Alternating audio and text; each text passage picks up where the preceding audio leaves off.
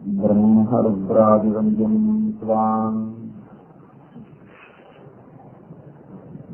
ಭಜೇ ವೆಂಕಟನಾಯಕಂ ನಿವಾರಯತ್ವಾನಿಷ್ಟಾನಿ ಸಾಧಯೇಷ್ಟಾನಿ ನಾಥದ. ಮಧ್ಯದೇಶದಲ್ಲಿ ಆತ್ಮಾರಾಮ ಎಂಬ ಒಬ್ಬ ಬ್ರಾಹ್ಮಣ ಆತ್ಮಾರಾಮಾಹಿ ಮಹಯಃ ನಿರ್ದ್ವಂದ್ವಾಃ ಅಪ್ಯುರುಕ್ರಮೇ ಕುರ್ವಂತ್ಯ ಹೈತಿಕೀಂ ಭಕ್ತಿಂ ಇತ್ತಂ ಭೂತಗುಣೋ ಹರಿಃ. ಜಗತ್ತಿನಲ್ಲಿ ಎಂತಹ ಸಿರಿ ಸಂಪತ್ತನ್ನು ತಂದು ಸುರಿದರು ಸ್ವರ್ಗಲೋಕದ ಎಲ್ಲ ಅಪ್ಸರಸ ಸ್ತ್ರೀಯರನ್ನ ಮುಂದೆ ಕುಣಿಸಿದರು. ಮನಸ್ಸಿಗೆ ವಿಕಾರವಾಗದ ನಿಶ್ಚಲವಾದ, ನಿರ್ಮಲವಾದ, ನಿರಾತಂಕವಾದ, ನಿಷ್ಕಲಂಕವಾದ, ಶುದ್ಧವಾದ ಮಾನಸ ಸರೋವರದಂತಿರುವ ಮುನಿಗಳ ಮನಸ್ಸಿಗೂ ಕೂಡ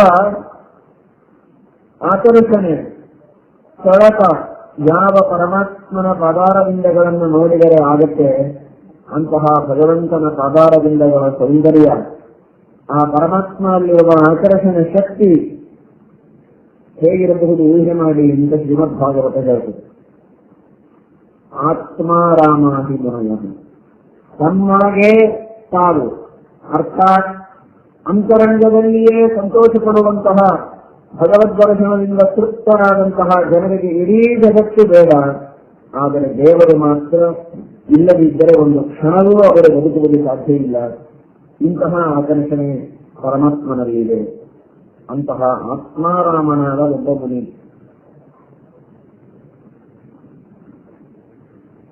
ಅವನಿಗೆ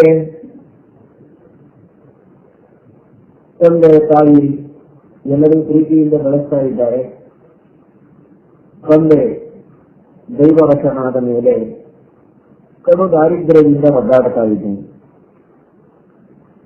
ತಂದೆ ತಾಯಿಗಳು ಇರುವವರೆಗೆ ನಿರ್ಧೂಮವಾದ ಅನ್ನ, ಏನ್ ಕಾಳಜಿ ಇಲ್ಲದೆ ಇವನಿಗೆ ಹೊಟ್ಟೆ ತುಂಬ ಸಿಗ್ತಾ ಇತ್ತು, ಹೇಗೋ ಜೀವನ ಮಾಡ್ತಾ ಇದ್ದ.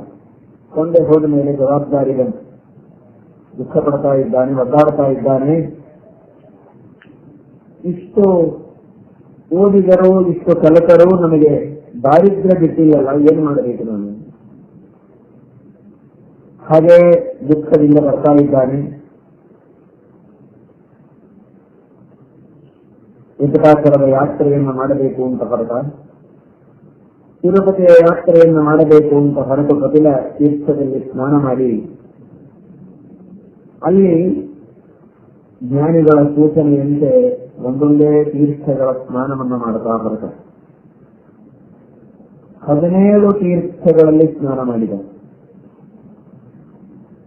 ಆ 17 ತೀರ್ಥಗಳಲ್ಲಿ ಸ್ನಾನ ಮಾಡ್ತಾ ಹೊರಟಾಗ ಆ ಪುಣ್ಯ ಪ್ರಭಾವದಿಂದ ಸನತ್ಕುಮಾರರ ದರ್ಶನವಾಗಿದೆ. ತನ್ನ ಕಷ್ಟವನ್ನು ಸನತ್ಕುಮಾರರ ಮುಂದೆ ಹೇಳ್ತಾನೆ. ಸನತ್ಕುಮಾರರಂತಾರೆ, ಉತ್ತಿಷ್ಠ ವಕ್ತ ಕಿಂಶೇಷೆ ಕೃತ್ವಾ ಘೋರಂ ತುರಾಭವೇ.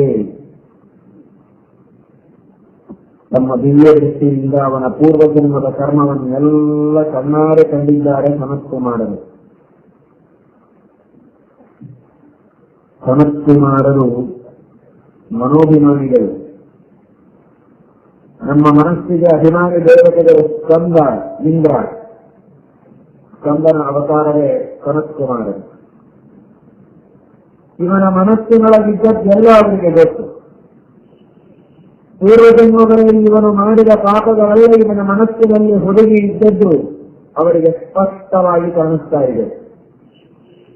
ಯೋಗಿಗಳಿಗೆ, ಜ್ಞಾನಿಗಳಿಗೆ ಕಾಣದ್ದು ಯಾವುದೂ ಇಲ್ಲ. ಅದರೊಳಗೆ ಇವರು ಬರೀ ಯೋಗಿಗಳಲ್ಲ, ಸನತ್ಕುಮಾರರು ಮನೋಭಿಮಾನಿಗಳು. ಅವರಂತಾರೆ, ಮಾಡುವ ಪಾಪಗಳನ್ನೆಲ್ಲ ಮಾಡಿ ಈಗ ದುಃಖಪಟ್ಟರೆ ಹೇಗಪ್ಪ? ಪ್ರಾಯಶ್ಚಿತ್ತ ಮಾಡಿಕೊಳ್ಳಬೇಕಾಗುತ್ತೆ. ಇವತ್ತು ನಿನಗೆ ದಾರಿದ್ರ್ಯ ಬರುವುದಕ್ಕೆ ಕಾರಣವೇನು ಅಂತ ಕೇಳುತ್ತಾರೆ. ಅದನ್ನು ಕೇಳುವಂತೆ ಇದೆ. ಮನುಷ್ಯ ದರಿದ್ರನಾಗುವುದಕ್ಕಿರುವ ಅನೇಕ ಕಾರಣಗಳಲ್ಲಿ ಕೆಲವು ಮುಖ್ಯ ಕಾರಣಗಳನ್ನು ಕನಸು ಮಾಡಲು ತಿಳಿಸ್ತದೆ. ಬಹಳ ಮನುಷ್ಯ ಶ್ರದ್ಧೆಯಿಂದ ಕೇಳಬೇಕು. ದಾರಿದ್ರ್ಯವೇ ಬರಬಹುದು, ಶ್ರೀಮಂತಿಕೆಯೇ ಬರಬಹುದು, ಸುಖವಾಗಬಹುದು, ದುಃಖವಾಗಬಹುದು, ಬುದ್ಧಿವಂತನಾಗಬಹುದು, ಮದನಾಗಬಹುದು. ಯಾವುದಕ್ಕಾದರೂ ಪೂರ್ವಜನ್ಮದ ಕರ್ಮ ಕಾರಣವಾಗಿದೆ. ಇದನ್ನು ತಪ್ಪದೇ ತಿಳಿಯಬೇಕು. ಅವರಂತಾರೆ, ಸುರಾತ ದಾನವಿಘ್ನಾಶ್ಚ ಪ್ರತ್ಯೂಹಾಶ್ಚ ಪ್ರತಿಗ್ರಹೇ ಸುಖಸ್ಥಿತಾನಾಂ ಕೇದಾಚ ತ್ವಯಾ ನಾನಾವಿಧಾಕೃತಾಃ. ಇದನ್ನು ಪ್ರತ್ಯಕ್ಷವಾಗಿ ನಾವು ಅನೇಕ ಕಡೆಗೆ ಕಾಣುತ್ತೇವೆ. ಇವತ್ತಿನ ಜಗತ್ತಿನಲ್ಲಿ ಬಹಳ ವಿಚಿತ್ರ ಜನ ಇರ್ತಾರೆ. ಏನು ಕಲಿಯುಗದೊಳಗಿರುವ ಜನರನ್ನ ವೈಯಕ್ತಿಕವಾಗಿ ಒಬ್ಬೊಬ್ಬರನ್ನ ಸಂದರ್ಶನ ಮಾಡಿ, ಇಂಟರ್ವ್ಯೂ ಮಾಡಿ, ಅವರೆಲ್ಲರ ಬರೋದಗಳನ್ನು ಬರಕೊಂಡು ಹೋಗಿ ಬದರಿಕಾಶ್ರಮದಲ್ಲಿ ಚಿಂತನೆ ಮಾಡಿ ವೇದವ್ಯಾಸದೇವರು ಪುರಾಣಗಳನ್ನು ಬರೆದರು ಏನು ಅಂತ ನಾವು ಆಗಿದೆ. ಆದ್ರೆ ಅವರೇನು ಹಾಗೆ ಬರಲಿಲ್ಲ, ಅವರು ಸರ್ವಜ್ಞರು. ಎಷ್ಟೋ ಕಡೆಗೆ ಜನವನ್ನು ನಾವು ನೋಡ್ತೇವೆ, ತಾವಂತೂ ಯಾರಿಗೂ ದಾನ ಕೊಡ್ತಿರೋದಿಲ್ಲ. ಯಾರೋ ಯಾರಿಗೋ ದಾನ ಕೊಡ್ತಿದ್ರೆ ಇಷ್ಟಾಗಿ ಕೊಡ್ತೀವಿ ಅಂತ ಕೇಳ್ತಾರೆ. ಕೊಡಬೇಡ ಅಂತ ಹೇಳುವವರು ಕೆಲವರು, ಇನ್ನು ಕೆಲವರು ಕೊಡೋದೇ ಆಗಿದ್ದರೆ ಯಾಕೆ 1000 ರೂಪಾಯಿ ಯಾಕೆ ಕೊಡ್ತೀವಿ, 100 ರೂಪಾಯಿ ಕೊಡೋದು, 100 ರೂಪಾಯಿ ಕೊಡ್ಲಿಕ್ಕೆ ಹೊರಟಿದ್ರೆ ಒಂದು 10 ರೂಪಾಯಿ ಕೊಡೋ ಸಾಕು ಅಂತ ಬೇಕಾದಷ್ಟು ಬರ್ತದೆ. ಅವರೆಲ್ಲ ಊರು ಮಂದಿ ಅದರ ಕಡೆಗೆ ಶ್ರಾದ್ದ ಮಾಡಿಸಿ ಬಂದವರಿಗೆ 10ನೇ ಶ್ರಾದ್ದನಿಂದ ಅವರೆಲ್ಲ 70 ರೂಪಾಯಿ ಕೊಟ್ಟೆ ಕೊಟ್ಟಿರ್ತಾರೆ. ನೀವು 10 ಕೊಟ್ಟರೆ ಸಾಕು, ಅವನು 100 ಮುಟ್ಟುಗಲ್ಲ, ನೀನೇ 100 ರೂಪಾಯಿ ಯಾಕೆ ಕೊಡ್ಬೇಕು. ಅವನ್ಯಾರೋ ಪಾಪ ದಕ್ಷಿಣೆ ತೆಗೆದುಕೊಂಡು ತನ್ನ ಜೀವನವನ್ನು ತಾನು ನಡೆಸ್ತಿರ್ತಾನೆ. ಈ ಗೃಹಸ್ಥನಿಗೆ ತನಗೆ 20,000 25,000 ಸಂಬಳ ತನ್ನ ಮಕ್ಕಳಿಗೆ ಬರ್ತಾ ಇದ್ರು, ಇನ್ನೂ 25,000. ನಮ್ಮ ಪಕ್ಕದ ಮನೆಯವರ ಮಗನಿಗೆ ಸಾಫ್ಟ್ವೇರ್ ಇಂಜಿನಿಯರು, ಅವನಿಗೆ 50,000 ಲಕ್ಷ 2 ಲಕ್ಷ ಗಳಿಸ್ತಾನೆ ಅವನು ನ್ಯೂಯಾರ್ಕ್ ಒಳಗೆ. ಈಗ ಇನ್ನೂ 25,000 ಬಂದ್ರೆ ಬಹಳ ಕಡಿಮೆ ಅಂತೆ. ಅದು ಪ್ರತಿ ತಿಂಗಳಾಗಿರ್ತದೆ. ಇವು ವರ್ಷಕ್ಕೆ ಒಂದ್ಸಲ ಕಟ್ಟಡ ಒಂದು 100 ರೂಪಾಯಿ ಬಂದ್ರೆ ಅದು ಹೇಳ್ತೇನೆ, ಯಾಕಪ್ಪ ಇಲ್ಲ ಅಸೂಯ ಮಾತ್ಸರ್ಯ. ಈ ತರಹದ ಪ್ರವೃತ್ತಿ ಇದೆಯೋ ಇಲ್ಲವೋ ಹೇಳಿ, ಇಂಟ್ರಾಸ್ಪೆಕ್ಷನ್ ಮಾಡಿಕೊಂಡು ಹೇಳಿ. ಅವರು ಹೇಳ್ತಾರೆ, ಪುನಃ ಜನ್ಮಾಂತರಗಳ ಏನಾದರೂ ಒಂದು ಹೊಟ್ಟೆ ಬಟ್ಟೆಗೆ ಇರಬೇಕು ಅಂದ್ರೆ ಕೊಡದೇ ಇದ್ರೆ ಅಡ್ಡಿ ಇಲ್ಲ, ಇನ್ನೊಬ್ರು ಕೊಡುವಾಗ ವಿಘ್ನ ಮಾತ್ರ ಮಾಡಬೇಡಿ ಅಂತ ಹೇಳ್ತಾರೆ ಸನತ್ಕುಮಾರ್. ಪುರಾತು ದಾನ ವಿಘ್ನಾಶ್ಚ ಪ್ರತ್ಯೂಹಾಶ್ಚ ಪ್ರತಿಗ್ರಹೇ. ತೆಗೆದುಕೊಳ್ಳುವ ವ್ಯಕ್ತಿಯ ಕಲೆಯನ್ನು ಕೆಡಿಸಿ ಅವನಿಗೆ ತೆಗೆದುಕೊಳ್ಳಲು ಆಗದಿರುವಂತೆ ಮಾಡೋದು, ಕೊಡುವವರಿಗೆ ಬೇಡ ಅಂತ ಹೇಳೋದು, ಸುಖವಾಗಿ ಇದ್ದವರಿಗೆ ಹೋಗಿ ಪೀಡೆಯನ್ನು ಕೊಡೋದು. ಕಿಂಚಿತ್ ಕಿಂಚಿತ್ ವಿವೇದ್ಯೋಗ ವಿತ್ತಂ ದತ್ತಂ ಮಧುತ್ವಯ ಗ್ರಹಂ ಕ್ಷೇತ್ರಂ ಪಶು ಧಾನ್ಯಂ ವಸ್ತ್ರ ಆಭರಣಂ ತಥ. ಒಂದು ವಸ್ತ್ರದಾನ ಮಾಡಿಲ್ಲ, ಆಭರಣ ಕೊಟ್ಟಿಲ್ಲ, ಪಶು ಗೋದಾನ ಮಾಡಿಲ್ಲ, ಅಭಿದಾನ ಮಾಡಿಲ್ಲ, ಹಿರಣ್ಯದಾನ ಮಾಡಿಲ್ಲ, ನೀನೂ ಏನು ದಾನ ಮಾಡಲಿಲ್ಲ, ಮಾಡುವವರಿಗೂ ಮಾಡಿಸಿಕೊಡಲಿಲ್ಲ. ಇದನ್ನು ಮುಂದಿನ ಮಾತನ್ನು ಮಹತ್ವದ್ದನ್ನು ಕೇಳಿ. ಅನಾಚಾರಾಸ್ತ್ರ ಮತ್ವಾಚಾರಲವಸ್ವಯ ಪ್ರಣತಾರ್ತಿ ಹರೇ ವಿಷ್ಣು ಪ್ರಣತಾಭಿಷ್ಟ ವಾಯಿನಿ ನ ಕೃತೋ ಭಕ್ತಿ ಲೇಖೋತಿ ಕಥಂ ಸೌಖ್ಯಂ ಭವಿಷ್ಯತಿ. ಏನು ಮನೆಯಲ್ಲಿ ಹಾರಾಡ್ತೀರಿ ನೀವು ಅಂತ ಜನ ಬೈತಾರೆ. ಆದರೆ ಮನುಷ್ಯ ಶುದ್ಧನಾಗಿ ಸದಾಚಾರಿಯಾಗಿ ಪರಮಾತ್ಮನಲ್ಲಿ ಭಕ್ತಿಯನ್ನು ಮಾಡುತ್ತಾ ಸತ್ಶಾಸ್ತ್ರಗಳ ಪಾಠಪ್ರವಚನವನ್ನು ಮಾಡುತ್ತಾ ಇರುವುದು ಎಷ್ಟು ಅಗತ್ಯ. ಇದು ಮೋಕ್ಷ ಸಾಧನ ಅನ್ನುವುದು ನಿಶ್ಚಿತ, ಜೊತೆಗೆ ಐಹಿಕವಾದ ಸುಖಕ್ಕೂ ಸಾಧನ. ಇದನ್ನು ಅರ್ಥ ಮಾಡಿಕೊಳ್ಳಿ. ಹೇಳ್ತಾರೆ, ಅನಾಚಾರಾಸ್ತ್ರ.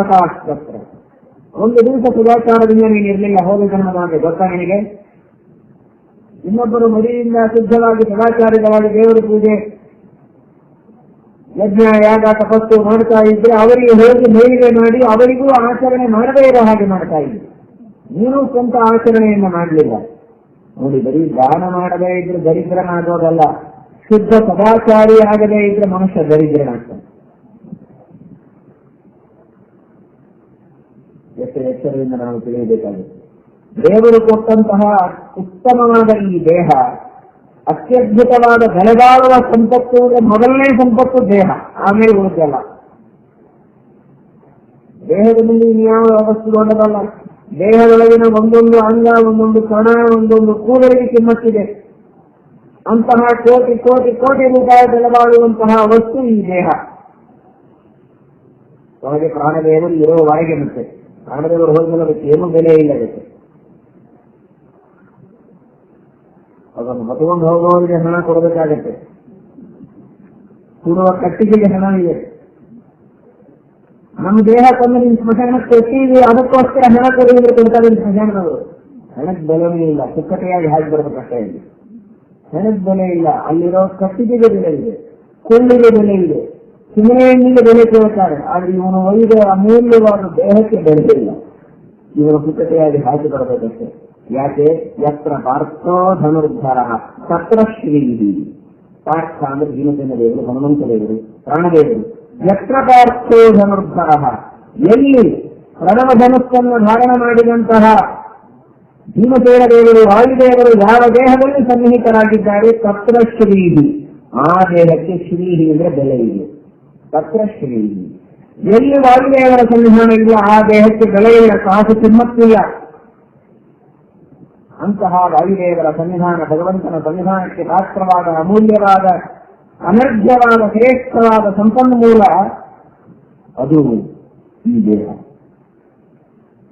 ಅಂತಹ ದೇಹವನ್ನು ನಾನು ಕೊಟ್ಟಾಗ ಅನಾಚಾರಿಯಾಗಿ, ದುರಾಚಾರಿಯಾಗಿ, ಮಡಿ ಇಲ್ಲದೆ, ಶುದ್ಧಿ ಇಲ್ಲದೆ, ನಾನಾ ವಿಧವಾದ ಅಗತ್ಯ ರಕ್ಷಣ ಅಪೇಯಪಾನಾದಿಗಳನ್ನು ಮಾಡಿ ಅಲಸು ಮಾಡಿಕೊಂಡು ಅನಾರೋಗ್ಯದಿಂದ ಕೊಟ್ಟ ದೇಹವೆಂಬ ಸಂಪತ್ತನ್ನು ಹಾಳು ಮಾಡಿಕೊಂಡ್ರೆ, ದೇಹವೆಂಬ ಸಂಪತ್ತಿನ ಬಗ್ಗೆನೇ ನಿನಗೆ ಗಮನ ಇಲ್ಲದೆ ಇದ್ರೆ ನಿನಗೆ ಯಾವ ಸಂಪತ್ತು ಯಾಕೆ ನಾನು ಕೊಡಬೇಕು ಅಂತ ದೇವರ ಜನ್ಮಾಂತರದಲ್ಲಿ ಅವರಿಗೆ ಸಂಪತ್ತನ್ನೇ ಕೊಡುವುದಿಲ್ಲ, ದರಿದ್ರನನ್ನಾಗಿ ಮಾಡ್ತಾನೆ ಅಂತ ಹೇಳ್ತಾರೆ ನೋಡಿ. ಅನಾಕಾರಾಸ್ತ್ರತಾಸ್ತ್ರಮತ್ವಾಕಾರವಸ್ತ್ರಯ, ಇದು ಬಾಹ್ಯ ದೀಕ್ಷೆ. ಇನ್ನು ಅಂತರ್ದೀಕ್ಷೆ. ಪ್ರಣತಾರ್ತಿ ಹರೇ ವಿಷ್ಣು ಪ್ರಣತಾಭೀಷ್ಟವಾಯಿನಿ ನಕೃತೋ ಭಕ್ತಿ ಲೇಷೋತಿ. ಪ್ರಣತವರಿಗೆ ಅಭೀಷ್ಟವನ್ನು ಕೊಡುವ ಪರಮಾತ್ಮನೊಳಗೆ ಒಂದಿಷ್ಟು ಭಕ್ತಿ ಮಾಡಿದ್ರೆ ನಿನಗೇನು ಕಷ್ಟ ಆಗ್ತಾ ಇದೆ. ಅಂತಹ ಪರಮಾತ್ಮನಲ್ಲಿ ಭಕ್ತಿಯನ್ನು ಮಾಡಿ, ಎಲ್ಲ ಸದಾಚಾರಿಯಾಗಿ, ಎಲ್ಲ ದಾನ ಮಾಡಲಿ, ಎಲ್ಲ ದಾನಕ್ಕೆ ವಿಘ್ನ ಮಾಡಿದಿ, ಈ ಪಾಪಗಳಿಂದ ಇವತ್ತು ಈ ದಾರಿದ್ರ್ಯವನ್ನು ಅನುಭವಿಸ್ತಾ ಇದ್ದಿ. ಆದರೂ ನಿನ್ನ ಮಾತೇ ಆಡಿಸಬಾರ್ದು ನಾನು. ಆದ್ರೂ ಈ ಜನ್ಮಗಳಲ್ಲಿ ಏನೋ ಒಂದು ಸ್ವಲ್ಪ ನಿಮ್ಮ ಹಿರಿಯರ ಪುಣ್ಯದಿಂದ ವಿಶ್ವಭಕ್ತಿಯನ್ನು ಮಾಡ್ತಾ ಇದ್ದಿ. ಅದಕ್ಕಾಗಿ ನನಗೆ ನಿನ್ನ ಮೇಲೆ ಪ್ರೀತಿ ಬಂದಿದೆ, ನಿನಗೊಂದು ಒಳ್ಳೆಯ ಉಪಾಯ ಹೇಳ್ತೀನಿ ಕೇಳು ಅಂತ ಹೇಳಿ ಹತ್ತಿರ ಕರೆದು ಅತ್ಯಂತ ದೃಶ್ಯವಾದ ಲಕ್ಷ್ಮೀ ಮಂತ್ರವನ್ನು ಉಪದೇಶ ಮಾಡಿದ್ದಾರೆ. ಆ ಗೃಹಲಕ್ಷ್ಮೀ ಮಂತ್ರದ ಉಪದೇಶವನ್ನು ಮಾಡಿ ಅದರ ಜಪ ಮಾಡುವ ವಿಧಾನವನ್ನೆಲ್ಲ ಹೇಳಿಕೊಟ್ಟು, ಬಹಳ ಕಷ್ಟ ಲಕ್ಷ್ಮೀ ಉಪಾಸನ ಮಾಡುವುದು. ಅತ್ಯಂತ ಸಿದ್ಧ ಸದಾಚಾರಿಯಾಗಿ ನಿಯಮವಂತನಾಗಿ ನೀನು ಈ ಜಪವನ್ನು ಮಾಡು ಅಂತ ಹೇಳ್ತಾನೆ. ಅದು ಬಹಳ ವಿಸ್ತೃತವಾದಂತಹ ಮಂತ್ರಗಳೆಲ್ಲ ಇದೆ. ಆ ಎಲ್ಲ ಮಂತ್ರಗಳನ್ನು ಉಪದೇಶ ಮಾಡಿದ ಮೇಲೆ ಇವನು ಭಕ್ತಿಯಿಂದ ಆ ಮಂತ್ರಗಳ ಜಪ ಮಾಡ್ತಾನೆ. ಆದರೆ ಪ್ರತ್ಯಕ್ಷನಾದದ್ದು ಶ್ರೀನಿವಾಸ, ಶ್ರೀ ಅಲ್ಲ, ಸಾಕ್ಷಾತ್ ಶ್ರೀನಿವಾಸನೇ ಪ್ರತ್ಯಕ್ಷನಾದ. ಲಕ್ಷ್ಮೀ ಮಂತ್ರದ ಉಪಾಸನೆ ಮಾಡಿದರೆ ಲಕ್ಷ್ಮೀ ಪ್ರತ್ಯಕ್ಷಳಾಗಲಿಲ್ಲ, ಆ ಶ್ರೀನಿವಾಸ ಲಕ್ಷ್ಮೀ ನಿವಾಸನೇ ಪ್ರತ್ಯಕ್ಷನಾಗಿದ್ದಾನೆ. ಯಾಕೆಂದ್ರೆ ಶ್ರೀನಿವಾಸ ಪ್ರತ್ಯಕ್ಷನಾದರೆ ಶ್ರೀ ಪ್ರತ್ಯಕ್ಷನಾದಂತೇನೆ. ಅವಳು ಪ್ರತ್ಯೇಕ ಇಲ್ಲವೇ ಇಲ್ಲ, ದೇವರೊಳಗೇ ಇದ್ದಾಳವಳು. ನಾನು ಬರೀ ನೀರು ಕೇಳಿದ್ದೆ, ನೀವು ಪಾತ್ರೆ ಹಾಕ್ತಂದ್ರೆ ಈ ರೀತಿ ಜಗಾಡಿದ್ರೆ, ನಾನು ಕೇಳಿದ್ದೆ ನೀರು ಕುಡಿಯೋದಕ್ಕೆ ನೀರು ಬೇಕು ಅಂತ ಕೇಳಿದ್ರೆ ಸುಮ್ಮನೆ ಲೋಟ ಬಂದು ಕೊಡ್ತಾರೆ ನೋಡಿ. ಇವ್ರು ಏನ್ ಮಾಡಬೇಕು ಅಂದ್ರೆ ಹುಚ್ಚ ಅಂತ ಅರ್ತಾನೆ. ಲೋಟ ಕರೆದ ನೀರು ಬರೋದು ಹೇಗೆ? ಶ್ರೀನಿವಾಸನ ಹೆಸರೇ ಇದೆ ಶ್ರೀನಿವಾಸ. ಹೀಗಾಗಿ ಶ್ರೀ ಅವಳಿಗೆ ನಿವಾಸ ಇದನು. ಶ್ರೀ ಬೇಕು ಅಂದ್ರೆ ನಿವಾಸ ಬರದೆ ಬರೀ ಶ್ರೀ ಹೇಗೆ ಬರ್ಲಿಕ್ಕೆ ಸಾಧ್ಯ? ಆ ಲಕ್ಷ್ಮಿಗೆ ಆಶ್ರಯನಾದ ವಕ್ಷಸ್ಥಳದಲ್ಲಿ ಲಕ್ಷ್ಮಿಯನ್ನು ಇಟ್ಟುಕೊಂಡ ಭಗವಂತ ಪ್ರತ್ಯಕ್ಷನಾಗಿ ಅನುಗ್ರಹ ಮಾಡ್ತಾ ಇದ್ದಾನೆ. ನನ್ನ ಪರಮಪ್ರಿಯರಾದ ಲಕ್ಷ್ಮಿಯ ಉಪಾಸನೆಯನ್ನು ಮಾಡಿದ್ದಕ್ಕೆ ನಿನಗೆ ಸಕಲ ಐಶ್ವರ್ಯವನ್ನು ಕೊಟ್ಟಿದ್ದೇನೆ, ದೀರ್ಘವಾದ ಆಯುಷ್ಯ ಆರೋಗ್ಯಗಳನ್ನು ಕೊಟ್ಟಿದ್ದೇನೆ. ಐಶ್ವರ್ಯವನ್ನು ನೋಡಿ ಸತ್ತ ಹೋದರೆ ಏನ್ ಮಾಡುವುದು? ಆ ಬಂದ ಐಶ್ವರ್ಯವನ್ನ ಅನುಭವಿಸುವುದಕ್ಕೆ ದೀರ್ಘ ಆಯುಷ್ಯವಿದೆ, ದೀರ್ಘ ಆರೋಗ್ಯವಿದೆ, ಅನುಗ್ರಹ ಮಾಡಿದ್ದೇನೆ, ಹೋಗು ಅಂತ ಪರಮಾತ್ಮ ಆಶೀರ್ವಾದವನ್ನು ಮಾಡಿದ್ದಾನೆ. ಭಗವದ್ ಅನುಗ್ರಹದಿಂದ ಲೌಕಿಕವಾದ ಸಂಪತ್ತನ್ನೂ ಪಡೆದ, ಜ್ಞಾನಭಕ್ತಿ ವೈರಾಗ್ಯಗಳನ್ನೂ ಭಗವದ್ ಅನುಗ್ರಹದಿಂದ ಪಡೆದಿದ್ದಾನೆ. ಪಡೆದು ದೊಡ್ಡ ಶ್ರೀಮಂತನಾಗಿ ಜನರಿಗೆಲ್ಲ ಸಮೃದ್ಧವಾಗಿ ದಾನ ಧರ್ಮಗಳನ್ನು ಮಾಡ್ತಾ ತನ್ನ ಸಂಪೂರ್ಣವಾದ ಜೀವನವನ್ನು ಆತ್ಮಾರಾಮದಿಂದ ಒಬ್ಬ ಬ್ರಾಹ್ಮಣ ತಾನು ಪಡೆದುಕೊಂಡಿದ್ದಾನೆ. ಇಷ್ಟೆಲ್ಲ ಸಾಮರ್ಥ್ಯ ಅವನಿಗೆ ಬಂದದ್ದು ಭಗವಂತನ ಅನುಗ್ರಹದಿಂದ. ಪರಮಾತ್ಮ ಪ್ರಸನ್ನನಾದದ್ದು ಲಕ್ಷ್ಮೀ ಮಂತ್ರದ ಜಪದಿಂದ. ಲಕ್ಷ್ಮೀ ಮಂತ್ರದ ಜಪ ಮಾಡಿದ್ದು ಸನತ್ಕುಮಾರರ ಅನುಗ್ರಹದಿಂದ. ಸನತ್ಕುಮಾರರ ದರ್ಶನವಾದದ್ದು 17 ತೀರ್ಥಗಳಲ್ಲಿ ಸ್ನಾನ ಮಾಡಿದ್ದರಿಂದ. ಕಪಿಲ ತೀರ್ಥ, ಶಕ್ರತೀರ್ಥ, ವಿಶ್ವಕ್ಸೇನ ತೀರ್ಥ, ಪಂಚಾಯುಧ ತೀರ್ಥಗಳು 8 ಆಯಿತು. ಅಗ್ನಿಕುಂಡ, ಬ್ರಹ್ಮತೀರ್ಥ 10, ಸಪ್ತ ಋಷಿಗಳ ತೀರ್ಥ 17. ಈ 17 ತೀರ್ಥಗಳಲ್ಲಿ ಸ್ನಾನ ಮಾಡಿ ಆ ಸ್ನಾನ ಮಾಡಿದ ಪುಣ್ಯದಿಂದ ಇವನಿಗೆ ಗುರುಗಳ ದರ್ಶನವಾಯಿತು. ಈ ಮಾತನ್ನು ಶ್ರೀಮದ್ ಭಾಗವತದಲ್ಲಿ ನಾವು ಕಾಣುತ್ತೇವೆ. ಪುಣ್ಯತೀರ್ಥ ನಿಷೇವನಾಥೇ, ಗಂಗಾದಿ ತೀರ್ಥಗಳಲ್ಲಿ ಸ್ನಾನ ಮಾಡುವುದರಿಂದ ಬಂದ ಪುಣ್ಯದಿಂದ ಸದ್ಗುರುಗಳ ಸಮಾಗಮವಾಗುತ್ತೆ. ಅವರ ಉಪದೇಶದಿಂದ ಮುಂದೆ ಜ್ಞಾನೋದಯವಾಗುತ್ತೆ. ನೇರವಾಗಿ ತೀರ್ಥ ಸ್ನಾನದಿಂದ ಮೋಕ್ಷವಿಲ್ಲ. ನಶ್ಯನ್ಮಯಾನಿ ತೀರ್ಥಾನಿ ನದೇವ ಅಹವೃಕ್ಷಿಲಾಮಯ ಚೇತುಮಂತಿ ಗುರುಕಾಲೇನ ದರ್ಶನಾದೇವ ಸಾಧವ. ಅಲ್ಲಿ ಭಾಗವತ ತಾತ್ಪರ್ಯದವರು ಇದೇ ಅಭಿಪ್ರಾಯವನ್ನು ಶ್ರೀಮದ್ ಆನಂದ ತೀರ್ಥ ಭಗವತ್ಪಾದಾಚಾರ್ಯರು ಹೇಳ್ತಾರೆ. ತೀರ್ಥ ಸ್ನಾನಗಳನ್ನ ಮಾಡಿದ್ದರ ಪುಣ್ಯದಿಂದ ಗುರುಗಳ ಸಮಾಗಮವಾಗುತ್ತೆ. ಎಷ್ಟೋ ದಿನ ಗುರುಗಳ ಸೇವೆ ಮಾಡಿ ಅವರ ಉಪದೇಶವನ್ನು ಪಡೆದಾದ ಮೇಲೆ ಆಮೇಲೆ ಜ್ಞಾನೋದಯವಾಗಿ ಮೋಕ್ಷವಾಗುತ್ತೆ. ಅದಕ್ಕೆ ಪ್ರತ್ಯಕ್ಷ ನಿದರ್ಶನ ಸುದೃಷ್ಟಾಂತೋಲಿ ಭಾರತೆ ಅಂತ ಹೇಳಿದ ಹಾಗೆ ತೀರ್ಥ ಸ್ನಾನದಿಂದ ಗುರುಗಳ ಸಮಾಗಮವಾಗಿ ಗುರುಗಳ ಅನುಗ್ರಹದಿಂದ ಅವನಿಗೆ ಭಗವದ್ ದರ್ಶನವಾಗಿದೆ ಎಂಬ ಮಾತನ್ನು ಇಲ್ಲಿ ನಾವು ಕೇಳುತ್ತೇವೆ. ಇಷ್ಟು ಆ ತೀರ್ಥ ಸ್ನಾನಗಳ ಮಹಿಮೆ ಇದೆ. ಆದರೆ ಮತ್ತೆ ಮರೆಯಬೇಡಿ, ಯಾಂತ್ರಿಕವಾಗಿ ಮಾಡಿದರೆ ಪ್ರಯೋಜನ ಇಲ್ಲ. ಸಂಕಲ್ಪ ಪೂರ್ವಕವಾಗಿ ಭಗವದ್ ರೂಪಗಳ ಅನುಸಂಧಾನ, ಎಲ್ಲಾ ತತ್ವಾಭಿಮಾನಿ ದೇವತೆಗಳ ಅನುಸಂಧಾನದಿಂದ ತೀರ್ಥ ಸ್ನಾನವನ್ನು ನಾವು ಮಾಡಬೇಕು ಅನ್ನುವುದನ್ನು ಮಾತ್ರ ಬಹಳ ಎಚ್ಚರದಿಂದ ತಿಳಿಯಬೇಕು. ತೀರ್ಥದ ಬೇರೆ ಬೇರೆ ಅಭಿಮಾನಿ ದೇವತೆಗಳು ಅಲ್ಲಲ್ಲಿ ಬೇರೆ ಬೇರೆ ಇರ್ತಾರೆ. ಅವರವರ ಮಹಿಮೆಯನ್ನು ತಿಳಿಯುವುದೊಂದು ಬೇರೆ. ಉದಾಹರಣೆಗೆ ಗಂಗಾ ಮಹಿಮೆಯನ್ನು ಕೇಳ್ತಾ ಇದ್ದೀರಿ ನೀವು, ಆಗಾಗ ಗಂಗಾ ಲಹರಿ. ಆ ಗಂಗೆಯ ಮಹಿಮೆಯನ್ನ ತಿಳಿದು ಗಂಗೆಯಲ್ಲಿ ಸ್ನಾನ ಮಾಡಬೇಕು. ಅಷ್ಟೇ ಅಲ್ಲ, ವರುಣನ ಮಹಿಮೆಯನ್ನು ತಿಳಿಯಬೇಕು. ಜಗತ್ತಿನೊಳಗಿನ ಎಲ್ಲ ನೀರಿಗೂ ಅಭಿಮಾನಿ ದೇವತೆ ವರುಣ. ಆ ವರುಣನ ಮಹಿಮೆಯನ್ನು ತಿಳಿಯಬೇಕು. ಇವತ್ತು ನಮಗೆ ಆರೋಗ್ಯವನ್ನು ಕೊಡಬೇಕು, ವರುಣ ದೇವರು ಕೊಡಬೇಕು.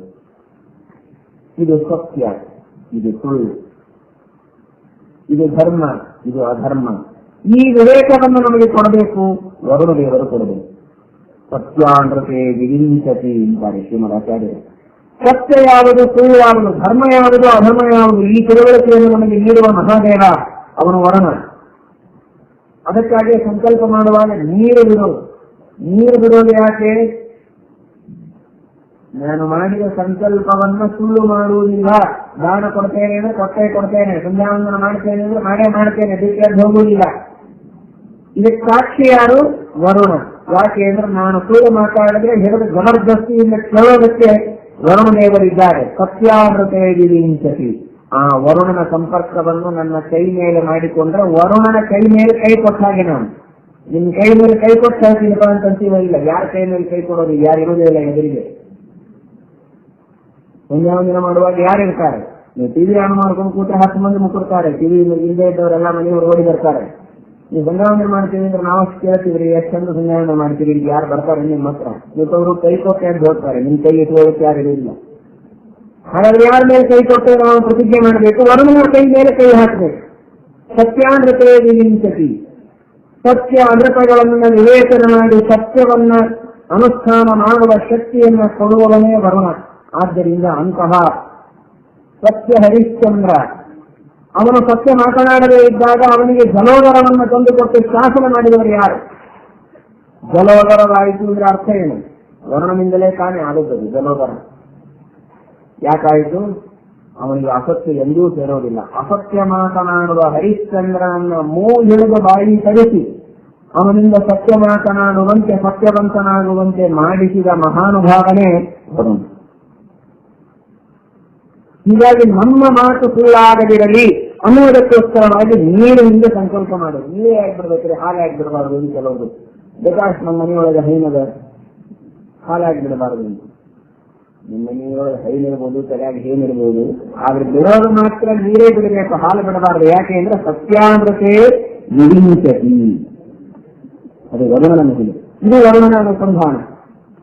ಹಾಗಾದರೆ ಆರೋಗ್ಯಕ್ಕೆ ವರುಣ ಬೇಕು, ಸತ್ಯವಂತಿಕೆಯನ್ನು ನಾವು ನಡೆಸುವುದಕ್ಕೆ ವರುಣ ಬೇಕು. ಅನ್ನದಾನ ಮೊದಲಾದ ದಾನಗಳನ್ನು ಮಾಡುವಲ್ಲಿ ನಮಗೆ ಶ್ರದ್ಧೆ ಮನಸ್ಸಿನಲ್ಲಿ ಮೂಡಬೇಕಾದ್ರೆ ವರುಣ ಬೇಕು. ಅನ್ನದಾನ ಮಾಡಬೇಕು ಅಂದ್ರೆ ಕೆಲವು ಹೆಣ್ಣು ಮಕ್ಕಳಿಗೆ ಅಥವಾ ಕೆಲವು ಗಂಡಸರಿಗೆ ಅದೇನೋ ಮನಸ್ಸು ಉತ್ಸಾಹದಿಂದ ಮುಂದೆ ಬರ್ತದೆ. ಎಷ್ಟು ಜನ ಬಂದ್ರೆ ಮಾಡಿ ಹಾಕಬೇಕು ಅಂತ ಅನಿಸ್ತದೆ. ಯಾಕೆ ಹಾಗಾಗತ್ತೆ? ವರುಣ ದೇವರ ಅನುಗ್ರಹ ಇದೆ ಅಂತ ಅರ್ಥ. ಜನ್ಮಾಂತರದಲ್ಲಿ ವರುಣನ ಉಪಾಸನೆ ಮಾಡಿದ್ದಾರೆ ಅಂತ ಅರ್ಥ. ಅನ್ನದಾನಾದಿಗಳಲ್ಲಿ ಶ್ರದ್ಧೆಯನ್ನು ಕೊಡುವ ದೇವತೆ, ಆ ಡಿಪಾರ್ಟ್ಮೆಂಟಿನ ಹೆಡ್ ಯಾರು ಅಂದ್ರೆ ವರುಣ. ಆ ವರುಣ ಈ ನಾನು ಮುಳುಗುವ ನೀರಿನೊಳಗಿದ್ದಾನೆ, ನನಗೆ ಆರೋಗ್ಯ, ಸತ್ಯವಂತಿಕೆ, ಅನ್ನದಾನಾದಿ ಸತ್ಕರ್ಮಗಳನ್ನು ಮಾಡುವ ವಿಷಯದಲ್ಲಿ ಶ್ರದ್ಧೆ, ಇವುಗಳನ್ನು ಕೊಡಿ. ವರುಣ ತನ್ನೊಳಗೆ ಭಗವಂತನನ್ನು ಇಟ್ಟುಕೊಂಡಿದ್ದಾನೆ. ಸಮುದ್ರರಾಜ ವರುಣ ನನ್ನ ಮನಸ್ಸಿನಲ್ಲಿಯೂ ಭಗವಂತ ಬಂದು ನೆಲೆಸುವಂತೆ ಅನುಗ್ರಹ ಮಾಡಲಿ ಅಂತ ಪ್ರಾರ್ಥಿಸಬೇಕು ವರುಣನಿಗೆ. ಅದೇ ನೀರಿನೊಳಗೆ ನೀರಿಗೆ ಅಭಿಮಾನಿಯಾದ ಇಂದ್ರದೇವರು ಇದ್ದಾರೆ. ಅವರು ಯಜ್ಞಯಾಗಾದಿಗಳನ್ನು ಮಾಡುವುದಕ್ಕೆ ನಮಗೆ ಶ್ರದ್ಧೆಯನ್ನು ಕೊಡುತ್ತಾರೆ. ಈ ನೀರಿನಲ್ಲಿ ಸ್ನಾನ ಮಾಡಿದಾಗ ಈ ಪುಣ್ಯದಿಂದ ನೀರಿಗೆ ಅಭಿಮಾನಿಗಳಾದ ಇಂದ್ರದೇವರು ಯಜ್ಞಯಾಗಾದಿಗಳನ್ನು ಮಾಡುವುದಕ್ಕೆ ಶ್ರದ್ಧೆಯನ್ನು ಕೊಡಲಿ ಅಂತ ಚಿಂತನೆ ಮಾಡ್ತಾ ಮುಳುಗಬೇಕು ಅನ್ನೋ ಮಾಡ್ತೇವೆ. ಹೇಗೆ ಅನ್ನಿಸ್ತದೆ, ಎಲ್ಲಿ ಮುಳುಗಬೇಕು? ನಳದೊಳಗೆ ಮುಳುಗಬೇಕಾ ಹೇಗೆ? ಯಾವುದೋ ಇಲ್ಲಿ ಹೊಳಬೇಕಾದ್ರೆ ನಳದೊಳಗೆ ಹೋಗಿ ಮುಳುಗ್ಬೋದು, ನಾವೇ ಮುಳುಗ್ಬೋದು ಅಂತ ನದಿ ಸ್ನಾನದ ಕಾನ್ಸೆಪ್ಟೇ ಹೋಗಿದೆ ಈಗ. ಬೇಡಿ ಮುಳುಗುವುದು ಬೇಡ, ತಲೆ ಮೇಲೆ ನೀರು ಹಾಕುವಾಗ ಆದರೂ ಇಲ್ಲಿ ಅನುಸಂಧಾನ ಮಾಡಿ ಸಾಕು. ಅದಾದ ಮೇಲೆ ಗರುಡದೇವರು, ಶೇಷದೇವರು, ರುದ್ರದೇವರು ನೀರಿಗೆ ಅಭಿಮಾನಿಗಳಾಗಿದ್ದಾರೆ. ಶೇಷದೇವರು ಹಾಗೂ ರುದ್ರದೇವರು ಇಬ್ಬರೂ ಕೂಡ ಇದೀಗ ನಮ್ಮ ವಿದ್ಯಾರ್ಥಿಗಳಿಗೆಲ್ಲ ಹಾಗೆ ನಾನಾ ವಿಧವಾದ ಶಾಸ್ತ್ರಗಳ ಪಾಠ ಪ್ರವಚನವನ್ನು ಮಾಡುವ ವಿಷಯದಲ್ಲಿ ಮಹಾಭಾರತ, ರಾಮಾಯಣ, ಭಾಗವತ, ಕಥಾಸ್ತ್ರಗಳು ಇವುಗಳ ಪಾಠ ಪ್ರವಚನದಲ್ಲಿ ಶ್ರದ್ಧೆಯನ್ನು ನಮಗೆ ಬೇಕಲ್ಲ, ಅದನ್ನು ರುದ್ರದೇವರು ಮತ್ತು ಶೇಷದೇವರು ನಮಗೆ ದಯಪಾಲಿಸಲಿ ಅಂತ ನೀರಿನಲ್ಲಿ ಸ್ನಾನ ಮಾಡಬೇಕು. ಇದು ಮತ್ತೊಂದು. ವೇದಗಳನ್ನು ಓದುವ ಶ್ರದ್ಧೆ ಬೇಕು ಅಂತ ಗರುಡದೇವರಿಗೆ ಪ್ರಾರ್ಥನೆ ಮಾಡಬೇಕು. ಭಗವಂತನ ಜ್ಞಾನ, ಭಕ್ತಿ, ವೈರಾಗ್ಯಗಳು ನಮ್ಮಲ್ಲಿ ಹೆಚ್ಚಾಗಬೇಕು ಅಂತ ಬ್ರಹ್ಮದೇವರಲ್ಲಿ ಪ್ರಾರ್ಥನೆ ಮಾಡಿ. ಇಷ್ಟೆಲ್ಲ ಜನ ನೀರಿಗೆ ಅಭಿಮಾನಿಗಳಿದ್ದಾರೆ. ಅವರವರ ಕೆಲಸ ಬೇರೆ ಬೇರೆ ಇದೆ. ಇದೆಲ್ಲವನ್ನು ಹೇಳುವವರು ನಮ್ಮ ಶ್ರೀಮದ್ ಆನಂದ ತೀರ್ಥ ಜಗತ್ಸಾದಾಚಾರ್ಯರು. ನೀವು ಎಲ್ಲಿ ಸಿಗುವುದಿಲ್ಲ ನಿಮಗೆ ಈ ವಿಷಯದಲ್ಲಿ. ಇದೆಲ್ಲಿ ಅನುಸಂಧಾನ ಬರ್ತದೆ ಹೇಳಿ? ನೀರಿನಲ್ಲಿ ಸ್ನಾನ ಮಾಡುವಾಗ, ಮುಳುಗುವಾಗಲೂ, ತಂಬಿಗೆಯಿಂದ ನೀರು ಹಾಕುವಾಗಲೂ ಏನೂ ಇರುವುದಿಲ್ಲ. ಅವಕಾಶವಾಗಿ ಸ್ನಾನ ಮಾಡಿ ಆವತ್ತು ಮಾಡಬೇಕು ಅಂತ ತಾತ್ಪರ್ಯ ಅಲ್ಲ, ಸ್ನಾನನೇ. ಆದರೆ ಸ್ವಲ್ಪ ಅವಧಾನದಿಂದ ವರುಣ, ಮೊದಲಿಗೆ ಗಂಗಾದಿ ದೇವತೆಗಳು, ವರುಣ ದೇವರು, ಆಮೇಲೆ ಇಂದ್ರದೇವರು, ಗರುಡಕೇಶ ರುದ್ರರು, ಬ್ರಹ್ಮದೇವರು, ಆಮೇಲೆ ಸರ್ವಾಂತರ್ಯಾಮಿಯಾದ ಚಿತ್ತರೂಪಿಯಾದಂತಹ ಭಗವಂತ ನೀರಿನಲ್ಲಿದ್ದಾನೆ, ಅನಂತ ಗುಣಪೂರ್ಣನಾದವನು, ಅವನು ನಮ್ಮ ಎಲ್ಲ ದೋಷಗಳನ್ನು ಕಳೆಯುತ್ತಾನೆ ಅಂತ ಚಿಂತನೆ. ಈ ಚಿಂತನದಿಂದ ಸ್ನಾನ ಮಾಡಿದರೆ, ನಿಮ್ಮ ಮನೆಯೊಳಗಿರುವ ನಲ್ಲಿಯೊಳಗೆ ಸ್ನಾನ ಮಾಡಿದರೆ ಸರಿ 33 ಕೋಟಿ, 3.5 ಕೋಟಿ, ಅರ್ಧ ತ್ರಿಕೋಟಿ ತೀರ್ಥ, 3.5 ಕೋಟಿ ತೀರ್ಥಗಳಲ್ಲಿ ಸ್ನಾನ ಮಾಡಿದ ಪುಣ್ಯ ನಿಮಗೆ ಬರ್ತದೆ. ಇಲ್ಲದೇ ಇದ್ರೆ ಗಂಗಾ ಸ್ನಾನ ಮಾಡಿದ್ರು ಪುಣ್ಯ ಬರುವುದಿಲ್ಲ. ಇಷ್ಟು ಅನುಸಂಧಾನದಿಂದ ಆತ್ಮಾರಾಮ ಮೊದಲಾದ ಬ್ರಾಹ್ಮಣರು ಸ್ನಾನವನ್ನು ಮಾಡಿ ಪವಿತ್ರರಾಗಿದ್ದಾರೆ ಅಂತ ಭಾವಿಸಿ ಬರೀ ಆಂತರಿಕವಾಗಿ ಸ್ನಾನ ಮಾಡಿದ್ದಾರೆ ಅಂತ ತಿಳಿಯಬೇಕು. ಮಧ್ಯದೇಶದ ಕಥೆ ಮುಗಿಯಿತು. ಮಹಾರಾಷ್ಟ್ರ ಯಜ್ಞದೇವ ಅಂತ ಒಬ್ಬ ಬ್ರಾಹ್ಮಣ. ಮಹಾರಾಷ್ಟ್ರದ ಯಜ್ಞದೇವನೆಂಬ ಬ್ರಾಹ್ಮಣನ ಮಗ ಸುಮತಿ, ಹೆಸರು ಸುಮತಿ, ಆದರೆ ಮಹಾ ದುರ್ಮತಿಯರು. ಹೆಸರಿಗೆ ಅತ್ಯಂತ ವಿಪರೀತವಾಗಿದ್ದ ವ್ಯಕ್ತಿ. ತಂದೆ ಯಜ್ಞದೇವ ಪರಮ ಭಗವದ್ಭಕ್ತ, ಅತಿಥಿ ಸತ್ಕಾರ ಮಾಡುವವನು. ಅಂತಹ ವಿಶ್ವಭಕ್ತನಾದ ಯಜ್ಞದೇವನ ಮಗ ಇವನು ಮಾತ್ರ ಯಾವಾಗಲೂ ಜಾರರ ಜೊತೆಗೆ ಸಮಾಧಾನವನ್ನು. ಆ ದುಷ್ಟರಾದ ಜಾರರ ಸಹವಾಸದಲ್ಲಿ ಇವನಿಗೂ ದುಷ್ಟ ಪ್ರವೃತ್ತಿ ಬೆಳೆದಿದೆ. ಕೇವಲ ಕೆಟ್ಟ ವಿಚಾರದಲ್ಲಿ ಜೀವನವನ್ನ ಮಾಡ್ತಾ ಇದ್ದಾನೆ. ಒಂದು ದಿನ ಒಬ್ಬ ಬೇಗರ ಹೆಣ್ಣು ಮಗಳು ಅವಳ ಮನೆಗೆ ಹೋಗಿ ಆ ದುಷ್ಟ ಸಹವಾಸವನ್ನ ಮಾಡುವುದಕ್ಕೆ ಪ್ರಾರಂಭ ಮಾಡಿದ. ಹೇಗೆ ಮಾಧವ ಕುಂತಲಾನ ಸಂಪರ್ಕದಿಂದ ತನ್ನ ಜೀವನವನ್ನು ಹಾಳು ಮಾಡಿಕೊಂಡ, ಅದರಂತೆ ಈ ಸುಮತಿಯು ಕೂಡ ಅವರ ಸಂಸರ್ಗದಿಂದ ಮದ್ಯಪಾನವನ್ನ ಮಾಡಿ ಮಾಂಸಭಕ್ಷಣವನ್ನ ಮಾಡಿ ದುಷ್ಟವಾದ ಜೀವನವನ್ನ ಮಾಡುವುದಕ್ಕೆ ಪ್ರಾರಂಭ ಮಾಡಿದ್ದಾನೆ. ಹಣ ಇಲ್ಲ, ಕ್ಷಣಕ್ಕೆ ಹಣ ಕೇಳ್ತಾ ಇದ್ದಾಳೆ ಅವಳು. ಹಣ ಇಲ್ಲ, ಹಣ ಇಲ್ಲದಿದ್ರೆ ಒಂದು ಮನೆಯಲ್ಲಿ ಇರಬೇಡ ಅಂತ. ದುರಾಚಾರಿಯಾಗಿದ್ದ, ಮಾಂಸಭಕ್ಷಣ ಮದ್ಯಪಾನಾದಿಗಳನ್ನು ಮಾಡಿ ಧರ್ಮಭ್ರಷ್ಟನಾಗುವುದರ ಜೊತೆಗೆ ಹಣ ಇಲ್ಲ ಅನ್ನುವುದಕ್ಕೆ ಕಳ್ಳತನವನ್ನು ಮಾಡಬೇಕಾಯಿತು. ಸಂಜಾಯತೆ ಕಾಮ, ಕಾಮಾಕ್ರೋಶೋಭಿಜಾಯತೆ. ದುಷ್ಟರ ಸಂಘ ಮಾಡಿದ ಕಾಮ ಬೆಳೆಯಿತು. ಕಾಮಕ್ಕೆ ಪೂರಣ ಮಾಡುವುದಕ್ಕೆ ಹಣ ಸಿಗಲಿಲ್ಲ, ಹಣ ಕೊಡುವವರು ಯಾರಿಲ್ಲ ಅಂತ ಸಿಟ್ಟು ಬಂತು. ಯಾರಿಗೋ ಮನೆಗೆ ಹೋದ, ಹಣ ಕೇಳಿದ, ಕೊಡಲಿಲ್ಲ ಅನ್ನುವುದಕ್ಕೆ ಕೊಡಲಿಯೇ ತನ್ನೇ ಹಾಕಿ ಅವರನ್ನು ಕೊಂದು ಆ ಬ್ರಾಹ್ಮಣನ ಸಂಹಾರ ಮಾಡಿ ಅವನ ಮನೆಯಲ್ಲಿದ್ದ ಹಣವನ್ನು ತಂದು ಇವರಿಗೆ ಕೊಟ್ಟಿದ್ದನು. ಆದರೆ ಬ್ರಹ್ಮಹತ್ಯ, ಶ್ರೀಮದ್ ಆಚಾರ್ಯರು ಹೇಳ್ತಾರೆ, ಪುಣ್ಯ ಪಾಪ ಇವುಗಳೆಲ್ಲದಕ್ಕೂ ಭಗವಂತ ನಿಯಾಮಕನಾಗಿದ್ದಾನೆ. ಈ ಪುಣ್ಯ ಪಾಪಗಳೆಲ್ಲವೂ ಕೂಡ ಬರೀ ಕಣ್ಣಿಗೆ ಕಾಣದ ಜಡವಸ್ತುಗಳಲ್ಲ, ಇವು ಬರೀ ಗುಣಬೇಕಾದ ಒಂದು ವಸ್ತುಗಳಲ್ಲ, ಇವುಗಳಲ್ಲಿ ಚೇತನವಿದೆ ಅಂತ ಹೇಳ್ತಾರೆ. ಸ್ವಕರ್ಮ ಫಲ ಭಾಂಗೀತೆ, ಬಹಳ ಗಂಭೀರವಾದ ಮಾತನ್ನು ಶ್ರೀಮದ್ ಆಚಾರ್ಯರ ಅನುಯ ಕ್ಷಣದಲ್ಲಿ ತಿಳಿಸ್ತಾರೆ. ಪ್ರತಿಯೊಂದು ಚೇತನಕ್ಕೂ ಕೂಡ, ಪ್ರತಿಯೊಂದು ಪುಣ್ಯಪಾಪಗಳಿಗೂ ಒಬ್ಬ ದೇವತೆ ಇರ್ತದೆ, ಅಭಿಮಾನಿ ಇದ್ದಾರೆ, ಅಭಿಮಾನಿ ಚೇತನರಿದ್ದಾರೆ. ಪ್ರತಿಯೊಂದು ಅಂದ್ರೆ ಪ್ರತಿಯೊಂದು ಅರ್ಥವಾದ ಅಂತ ಹೇಳ್ತೀವಲ್ಲ, ಸುಮ್ಮನೆ ಹೇಳಿರೋರು ಅಂತ ಹಾಗಲ್ಲ. ಇವತ್ತು ನಾನೊಂದು ಮಾತಾಡ್ತಾ ಇದ್ದೇನೋ ಇಲ್ವೋ, ಪುರಾಣ, ಸ್ಕಂದ ಪುರಾಣದ ಒಂದು ಕಥೆಯನ್ನು ನಿಮಗೆ ಹೇಳಿದೆ. ಒಂದು ಪುಣ್ಯ ಬಂತು ನನಗೆ, ಕೇಳಿದ್ರೆ ಇನ್ನೊಂದು ಪುಣ್ಯ ಬಂತು. ನನಗೆ ಬಂದ ಈ ಪುಣ್ಯಕ್ಕೆ, ನಿಮಗೆ ಬಂದ ಈ ಪುಣ್ಯಕ್ಕೆ ಒಬ್ಬ ಅಭಿಮಾನಿ ಇದ್ದಾನೆ. ನನ್ನ ಪುಣ್ಯಕ್ಕೆ ಒಬ್ಬ ಬೇರೆ, ನಿಮ್ಮ ಪುಣ್ಯಕ್ಕೆ ಬೇರೆ. ಇನ್ನೊಂದು ಕಥೆ ಹೇಳಿದೆ, ಆ ಪುಣ್ಯಕ್ಕೆ ಮತ್ತೊಬ್ಬನೇ. ಹೀಗೆ ಒಬ್ಬೊಬ್ಬ ಜೀವ ಅನಂತ ಪುಣ್ಯಗಳನ್ನು ಮಾಡಿದರೆ ಅವನಿಗೆ ಅನಂತ ಪುಣ್ಯಗಳಿಗೆ ಅಭಿಮಾನಿಗಳು ಅನಂತ ಜನ ಇದ್ದಾರೆ. ಆ ಒಬ್ಬೊಬ್ಬ ಅಭಿಮಾನಿಗಳು ಕೈ ಕಟ್ಕೊಂಡು ಕೂತಿರುವುದಿಲ್ಲ, ಅವರು ತಾವೂ ಒಳ್ಳೆ ಕೆಲಸ ಮಾಡ್ತಾ ಇರ್ತಾರೆ. ಅವರು ಮಾಡುವ ಒಂದೊಂದು ಕಾರ್ಯಗಳಿಗೂ ಅಭಿಮಾನಿಗಳಾದವರು ಮತ್ತೆ ಅನಂತರಿದ್ದಾರೆ. ಇಂತಹ ಒಬ್ಬೊಬ್ಬ ಜೀವರು ಮಾಡುವ ಅನಂತ ಪುಣ್ಯಗಳು ಪಾಪಗಳು, ಅವುಗಳಿಗೆ ಅಭಿಮಾನಿಗಳಾದ ಅನಂತ ಚೇತನರು, ಅವರು ಒಬ್ಬೊಬ್ಬರು ಮಾಡುವ ಅನಂತ ಪುಣ್ಯ ಪಾಪಗಳು, ಅದಕ್ಕೆ ಅಭಿಮಾನಿಗಳಾದ ಅನಂತ ಚೇತನರು. ಇದು ಎಂದು ಮುಗಿಯುತ್ತಿದೆ? ಮುಗಿಯದ ಕಥೆ. ಇಂತಹ ಅನಂತ ಜೀವರಿಗೂ ನಿಯಾಮಕರಾದವರು ವಾಯುದೇವರು, ಲಕ್ಷ್ಮೀದೇವಿ, ಅವರೆಲ್ಲರಿಗೂ ಹಾಗೂ ಈ ಚೇತನರಿಗೂ ನಿಯಾಮಕನಾದವರು ಭಗವಂತ. ಇದೊಂದು ಮನೆಗೆ ಸಾಕಲ್ಲ, ದೇವರು ಸರ್ವೋತ್ತಮ ಅಂತ ತಿಳಿದುಕೊಳ್ಳುವುದಕ್ಕೆ ನಿಮಗೆ ಬೇರೆ ಏನು ಬೇಕು ಅಂತ ಹೇಳ್ತಾರೆ ಅನುಯ ಕ್ಷಣದಲ್ಲಿ ಆಚಾರ್ಯ. ಯಾವುದೂ ಬೇಡ, ಇದೊಂದೇ ಸಾಕಲ್ಲ ಅಂತ ಅದನ್ನು ಹೇಳುವಾಗ ಈ ಮಾತನ್ನಂತಾರೆ ಆಚಾರ್ಯರು. ಅದು ಹೇಗೆ ಪುಣ್ಯ ಪಾಪಗಳಿಗೆ ಚೈತನ್ಯ ಉಂಟೆ ಅಂತ ಆಗ ಹೇಳ್ತಾರೆ. ಬ್ರಹ್ಮಹತ್ಯಾದಿ ಪಾಪಗಳು ಮೂರ್ತಿನಂತಾಗಿ ಬೆನ್ನು ಹತ್ತಿದ ಕಥೆ ಅನೇಕ ಪುರಾಣಗಳಲ್ಲಿ ನಮಗೆ ಬರ್ತದೆ. ಪುಣ್ಯ ಪಾಪಗಳೇ ಜಡ, ಆದರೆ ಅದಕ್ಕೆ ಅಭಿಮಾನಿಗಳು ಚೇತನರು. ಈ ಸುಮತಿ ಆ ಬ್ರಾಹ್ಮಣನನ್ನು ಸಂಹಾರ ಮಾಡಿದ ತಕ್ಷಣ ಬ್ರಹ್ಮಹತ್ಯ ಕೆಲವು ಸಲ ಕಾಣದೇ ಬರ್ತದೆ, ಕೆಲವೊಮ್ಮೆ ಕಾಣುವಂತೆ ಬರ್ತದೆ.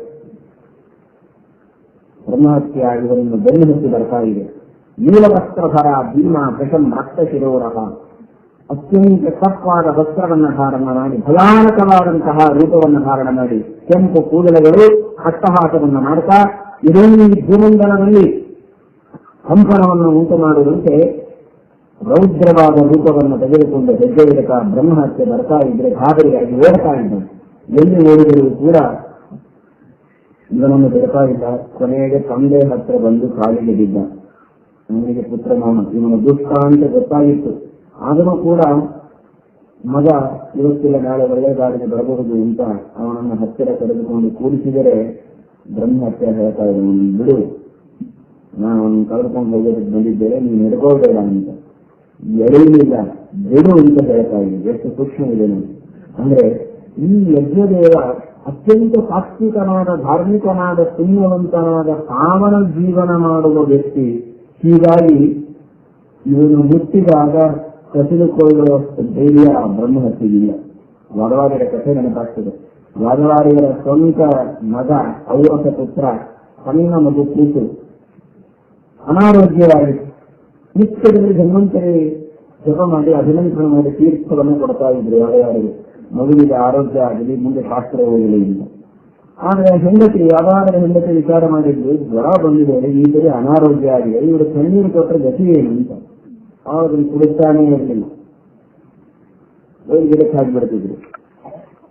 ಆಮೇಲೆ ಒಂದು ದಿವಸ ಸ್ವಲ್ಪ ದಿವಸ ಆದ್ಮೇಲೆ ಕೇಳಿದ್ರೆ ಅವನಾದ್ರೆ ದಿನ ಕುಡಿಸ್ತಾ ಇದ್ದಾನೆ, ಚೆನ್ನಾಗಿ ಕುಡಿತಾನೋ ಅರ್ಧ ಕುಡಿತಾನೋ, ನಾನು ಕೊಟ್ಟೇ ಇಲ್ಲ ಅವನಿಗೆ, ಕೈ ಬಿಡ್ತಿದ್ದೆ ಅಂತ. ಅದು ಅರ್ಧ ಮನೆಗಟ್ಟಿ. ಆದ್ರೆ ಸಿಟ್ಟು ಮಾಡಲಿಲ್ಲ. ಅವರಂದ್ರು, ಭಗವಂತನ ಸಂಕಲ್ಪಕ್ಕೆ ವಿರುದ್ಧವಾಗಿ ನಾವು ಹೋರಾಡಿದ್ರೆ ಹೇಗೆ ಸಾಧ್ಯ? ಪ್ರವಾಹಕ್ಕೆ ವಿರುದ್ಧ ಇಳಿಸಿದ್ರೆ ಆಗುವ ಮಾತಲ್ಲ. ದೇವರ ಸಂಕಲ್ಪ ಇಲ್ಲ, ಅವನ ಬದುಕೋ ಇಷ್ಟ ಇಲ್ಲ, ಬೇಡ. ಅದಕ್ಕಾಗೇ ದೇವರು ನಮ್ಮ ಹೆಂಡತಿ ಪ್ರೇರಣೆ ಮಾಡಿದ್ದಾನೆ ಅಂತ ಹೇಳಿ ಬಿಡ್ತಾರೆ. ಕೊನೆಗೆ ಒಂದು ದಿವಸ ಅವಸಾನ ಕಾಲ ಬರ್ತಿದೆ, ಕೂತು ಪ್ರಾಣವನ್ನು ಬಿಡೋ ಹೊತ್ತಿಗೆ ಸುಮ್ಮನೆ ತೊಡೆ ಮೇಲೆ ಹಾಕೊಂಡು ಕೂತಿರ್ತಾರೆ. ಯಮದೂತರು ಬಂದು ಹೇಳಿದ್ರಂತೆ, ಬೇಸರಕ್ಕೆ ಆಗ ಅವನನ್ನು ನಾವು ಕರ್ಕೊಂಡು ಹೋಗಿ, ಇವರು ತೊಡೆ ಮೇಲಿದ್ರೆ ಕರ್ಕೊಂಡು ಹೋಗೋ ಧೈರ್ಯ ಇಲ್ಲ ಅವರಿಗೆ. ಹೇಗೆ ಹೇಳ್ತಿಲ್ಲ ಅವನನ್ನು ನಾನು ಕರ್ಕೊಂಡು ಹೋಗಬೇಕಾಗಿದೆ ಅಂತ. ಆಗ ಯಾರು ಸಂಕಲ್ಪ ಅಂತೇಳಿ ಕೆಳಗೆ ಇಡ್ತಾರಂತ. ಇತ್ತ ಮೇಲೆ ಯಮದೂತರು ಪ್ರಾಣವನ್ನು ಹೀರಿಕೊಂಡು ಹೋಗಿರುವ ಕಥೆಯನ್ನು ನಾವು ಕೇಳುತ್ತೇವೆ. ಅದೇ ರೀತಿ ಯಜ್ಞದೇವರಿಗೆ ಕೇಳ್ತಾ ಇದ್ದಾರೆ, ಬ್ರಹ್ಮಹತ್ಯೆ ಕೇಳ್ತಾ ಇದೆ. ದೇವರು ನಾನು ಅವನನ್ನ ಬ್ರಹ್ಮಹತ್ಯೆಯಿಂದ ಶಕ್ತನನ್ನಾಗಿ, ದುಷ್ಟನನ್ನಾಗಿ, ಬಾಧಿತನನ್ನಾಗಿ ಮಾಡಿ ಒದ್ದಾಡುವಂತೆ ಮಾಡಬೇಕಾಗಿದೆ ಅಂತ. ಬಿದ್ದಿಲ್ಲ ಅಂದ್ರೆ ಮತ್ತೆ ನಿಮ್ಮನ್ನೂ ಸೇರಿ ಕೇಂದ್ರಾಯ ಪಕ್ಷಕಾಯ ಸ್ವಾಹ ಮಾಡಬೇಕಾಗ್ತದೆ. ನೀನು ಧಾರ್ಮಿಕ, ನಿನಗೆ ತೊಂದರೆ ಕೊಡಬಾರದು ಅಂತ ಮರ್ಯಾದೆ ಕೊಡ್ತಾ ಇದ್ದೇನೆ. ಇವನಿಂದ ಎಲ್ಲ ನಿಜ, ಆದರೆ ಪುತ್ರಮೋಹವನ್ನು ಹೇಗೆ ಬಿಡ್ಲಿ ಅಂತ. ಕೊನೆಗೂ ಆ ಮಗನನ್ನ ಬಿಟ್ಟಾಗ ಬ್ರಹ್ಮಹತ್ಯೆ ಜೋರಾಗಿ ತನ್ನ ಕೈಯಿಂದ ಹೊಡೆದಿದೆ. ಆಗ ಇವನು ಒದ್ದಾಡ್ತಾ ಇದ್ದಾನೆ. ಶಾಪದಿಂದ ಗ್ರಸ್ತನಾಗಿ, ಪಾಪಿಷ್ಠನಾಗಿ, ದುಃಖದಿಂದ ಒದ್ದಾಡ್ತಾ ಇರುವಾಗ ಯಜ್ಞದೇವ ಆ ತುಚ್ಛನಾದ, ಶಾಪಗ್ರಸ್ತನಾದ ಮಗನನ್ನೂ ಕರೆದುಕೊಂಡು ದುರ್ವಾಸರ ಹತ್ತಿರ ಬಂದಿದ್ದಾನೆ. ದುರ್ವಾಸ ಋಷಿಗಳು, ರುದ್ರಾಂಶ ಸಂಭೂತರು, ಮನೋಭಿಮಾನಿಗಳು ಎಲ್ಲವನ್ನೂ ನೋಡಿದ್ದಾರೆ. ನೋಡಿ, ಹಿಂದಿನ ಕಥೆಯಲ್ಲಿ ಬಂದವರು ಸನತ್ಕುಮಾರರು, ಅವರು ಮನೋಭಿಮಾನಿಗಳೇ. ದುರ್ವಾಸರು, ಇವರು ಮನೋಭಿಮಾನಿಗಳೇ. ಯಾಕೆಂದ್ರೆ ಮನಸ್ಸಿನಲ್ಲಿ ಮಾಡಿದ ಪಾಪಕ್ಕೆ ಸರಿಯಾದ ಟ್ರೀಟ್ಮೆಂಟ್ ಕೊಡಬೇಕು ಅಂದ್ರೆ ಆ ಮನಸ್ಸಿನ ಸ್ಪೆಷಲಿಸ್ಟ್ ಬೇಕಲ್ಲ. ಎಲ್ಲಿ ರೋಗ ಅದರ ಸ್ಪೆಷಲಿಸ್ಟೇ ಅದನ್ನು ಮಾರಣೆ ಮಾಡಬಹುದು. ನೀವು ಪಾಪ ಪುಣ್ಯಗಳು ಮನಸ್ಸಿನಲ್ಲಿರುವ ರೋಗಗಳು, ಅರ್ಥಾತ್ ಪಾಪ ಇದು ಮನಸ್ಸಿನ ರೋಗ. ಹೀಗಾಗಿ ಮನೋಭಿಮಾನಿಗಳಾದರು ದುರ್ವಾಸರು ಬಂದು ಅದನ್ನ ಪರಿಹಾರ ಮಾಡುವುದಕ್ಕೋಸ್ಕರ ಉಪದೇಶ ಮಾಡ್ತಾ ಇದ್ದಾರೆ. ಸಾಕಷ್ಟು ಧ್ಯಾನವನ್ನು ಮಾಡಿ ದುರ್ವಾಸರು ಕೊನೆಗೆ ಅನುಗ್ರಹ ಮಾಡಿ ಬೆಳೆತಾರೆ. ಪುನಃ ಪ್ರಾಯಶ್ಚಿತ್ತವನ್ನು ಮಾಡುವುದಕ್ಕೆ ಭಗವಂತನಲ್ಲಿ ಪೂರ್ಣವಾದ ಭಕ್ತಿಯನ್ನು ಮಾಡಿ ವೆಂಕಟೇಶ ದೇವರ ಸನ್ನಿಧಾನಕ್ಕೆ ಹೋಗಿ ಸ್ವಾಮಿ ಪುಷ್ಕರಣಿಯಲ್ಲಿ ನಾನು ಮಾಡಿ, ಸ್ವಾಮಿ ಪುಷ್ಕರಣಿಯಲ್ಲಿ ಸನ್ನಿಹಿತನಾದಂತಹ ಭಗವಂತನನ್ನು ಸ್ತೋತ್ರ ಮಾಡಿ ಅವನನ್ನು ಭಜಿಸಿ, ಆಗ ನಿಮ್ಮ ಈ ಎಲ್ಲ ಬ್ರಹ್ಮಹತ್ಯ ಪಾಪದಿಂದ ಮೋಕ್ಷವಾಗುತ್ತೆ ಅಂತ ಉಪದೇಶ ಮಾಡಿದ್ದಾರೆ. ಯಜ್ಞದೇವ ಅವನನ್ನು ಕರೆದುಕೊಂಡು ಬಂದು ಸ್ವಾಮಿ ಪುಷ್ಕರಣಿಯಲ್ಲಿ ಬೆಳಗಿಸಿ ಶ್ರೀನಿವಾಸನ ವರಾಹದೇವರ ದರ್ಶನವನ್ನು ಮಾಡಿಸಿದ್ದಾನೆ. ಆ ಭಗವಂತನ ದರ್ಶನದಿಂದ ಸಕಲ ಪಾಪಗಳಿಂದ ಮೋಕ್ಷವಾಗಿದೆ ಎಂದು ಮಾತನ್ನು ತಿಳಿಸುತ್ತಾನೆ. ಭಗವಂತನ ದರ್ಶನವನ್ನು ಭಕ್ತಿಯಿಂದ ಮಾಡಿದರೆ, ಗುಣಗಳ ಅನುಸಂಧಾನವನ್ನ ಮನಸ್ಸಿನಲ್ಲಿ ಮಾಡ್ತಾ ದರ್ಶನ ಮಾಡಿದರೆ ಎಂತೆಂತಹ ಬ್ರಹ್ಮಹತ್ಯಾದಿ ಪಾಪಗಳು ಹೋಗುತ್ತೆ. ನಾವೇನು ಸುಮತಿಯಂತೆ ದುಷ್ಟ ಸ್ತ್ರೀ ಸಂಘವನ್ನೂ ಮಾಡಿಲ್ಲ, ಬ್ರಹ್ಮ ಹತ್ಯಾನೂ ಮಾಡಿಲ್ಲ, ನಾವೇನು ಬಹಳ ಪಾಪ ಮಾಡಿದಷ್ಟು ಅನುಕೂಲ ಇಲ್ಲ, ನಾವ್ಯಾಕೆ ಹೋಗಿ ದರ್ಶನ ಮಾಡಬೇಕು ಅಂತ ಅನ್ಬೇಡಿ. ಯಾವ್ಯಾವ ಜನ್ಮದೊಳಗೆ ಏನೇನು ಮಾಡಿದ್ದೇವೋ ಯಾರಿಗೂ ಗೊತ್ತಿಲ್ಲ. ಹೇಗೆ ಒಳಗೆ ರಕ್ತ, ಮಾಂಸ, ಮೆಲುಗು, ಹೊಲಸು, ಕಿರಿವು ಏನೇನೋ ಇದೆ, ಮೇಲೆ ಮಾತ್ರ ಸ್ವಚ್ಛವಾದ ಚರ್ಮದ ಹೊದಿಕೆ, ಒಳಗೆ ಏನಿದೆ ಅಂತ ಗೊತ್ತಾಗುವುದಿಲ್ಲ. ಹಾಗೆ ಪರಮಾತ್ಮ ನಾವು ಜನ್ಮಾಂತರೊಳಗೆ ಮಾಡಿದ ಕೋಟಿ ಕೋಟಿ ಕೋಟಿ ಕೋಟಿ ಪಾಪಗಳ ಹೊಲಸಿಗೆ ಮರವು ಅನ್ನುವ ಒಂದೇ ಒಂದು ಹೊದಿಕೆಯನ್ನು ಹಚ್ಚಿದ್ದಾನೆ. ಹೀಗಾಗಿ ಆನಂದವಾಗಿದ್ದೇವೆ. ನಾವೇನು ಮರೆಯಿಲ್ಲ ಅನ್ನೋರಾಗಿದ್ದೇವೆ. ಆದ್ರೆ ಒಂದೇ ಒಂದು ಆ ಮರವನ್ನು ತೆಗೆದು ಪರಮಾತ್ಮ ನಮಗೇನಾದರೂ ತಿಳಿದು ಕೊಟ್ಟ, ಆ ತಿಳಿವಿನ ಸುಳಿವು ಸಿಕ್ಕಿದೆ ಅಂದ್ರೆ ಮುಗಿದೋಯ್ತು. ಆವಾಗ ಶಂಖವಾದ್ಯ ಮಾಡಬೇಕು. ನಾವು ನೋಡಿದ ಪಾಪವನ್ನು ನೋಡಿದ್ರೇನೆ ಗಾಬರಿ ಆಗ್ತಿದೆ. ದುಃಖ ಅನುಭವಿಸೋರು ಮುಂದಿರಲಿ, ಪಾಪಗಳನ್ನು ನೋಡಿದ್ರೇನೆ ತಲೆ ಸುತ್ತು ಬರ್ತದೆ. ಅಷ್ಟು ಪಾಪಗಳನ್ನು ಒಬ್ಬೊಬ್ಬರು ಮಾಡಿರ್ತೇವೆ. ಹೋಗಲಿ, ಬ್ರಹ್ಮಹತ್ಯೆ ಅಂದರೆ ನೇರವಾಗಿ ಬ್ರಾಹ್ಮಣರನ್ನು ಕೊಂದರೆ ಬ್ರಹ್ಮಹತ್ಯೆ ಅಲ್ಲ. ಬ್ರಾಹ್ಮಣರ ಸ್ವತ್ತನ್ನು ಅಪಹಾರ ಮಾಡಿದರೂ ಬ್ರಹ್ಮಹತ್ಯೆ, ಅವರಿಗೆ ತಿರಸ್ಕಾರವಾಗುವಂತೆ ಮಾತನಾಡಿದರೂ ಅದು ಬ್ರಹ್ಮಹತ್ಯೆ.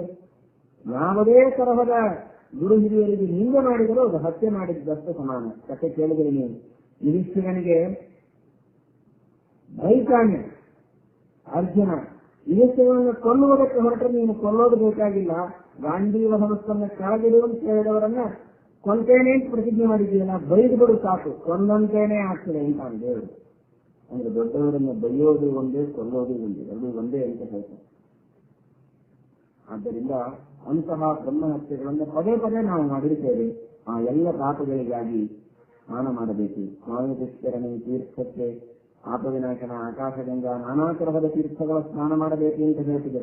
ಈ ಎಲ್ಲ ತೀರ್ಥಗಳ ಸ್ನಾನ ಮಾಡುವುದಕ್ಕಿಂತಲೂ ಒಂದು ಮಾತನ್ನು ಮಧ್ಯೆ ಮಧ್ಯೆ ನೆನಪಿಸಿಕೊಳ್ಳಿ. ಒಂದಲ್ಲ, ಎರಡಲ್ಲ, ಕೋಟಿ ಕೋಟಿ ಕೋಟಿ ಪಟ್ಟು ಹೆಚ್ಚಿನ ಪುಣ್ಯ ಅದು ಶ್ರೀಮದಾನಂದ ತೀರ್ಥರಲ್ಲಿ ಸ್ನಾನ ಮಾಡುವುದರಿಂದ ಪುಣ್ಯ ಇದೆ. ಆ ತೀರ್ಥ ದೊಡ್ಡ ತೀರ್ಥ. ಶ್ರೀಮದಾನಂದ ತೀರ್ಥರ ರಚನೆ ಮಾಡಿದ ತೀರ್ಥಗಳೇನಿವೆ, ಸರ್ವಮೂಲಾದಿ ಗ್ರಂಥಗಳು, ಟೀಕಾಕೃತ್ಪಾದರ ಗ್ರಂಥಗಳು, ಆ ಶಾಸ್ತ್ರಗಳೆಂಬ ತೀರ್ಥದಲ್ಲಿ ಸ್ನಾನ ಮಾಡುವುದು ಸರ್ವೋತ್ತಮ ಸರ್ವೋತ್ತಮ ಸರ್ವೋತ್ತಮ. ಇದರಲ್ಲಿ ಏನು ಸಂದೇಹ ಇಲ್ಲ.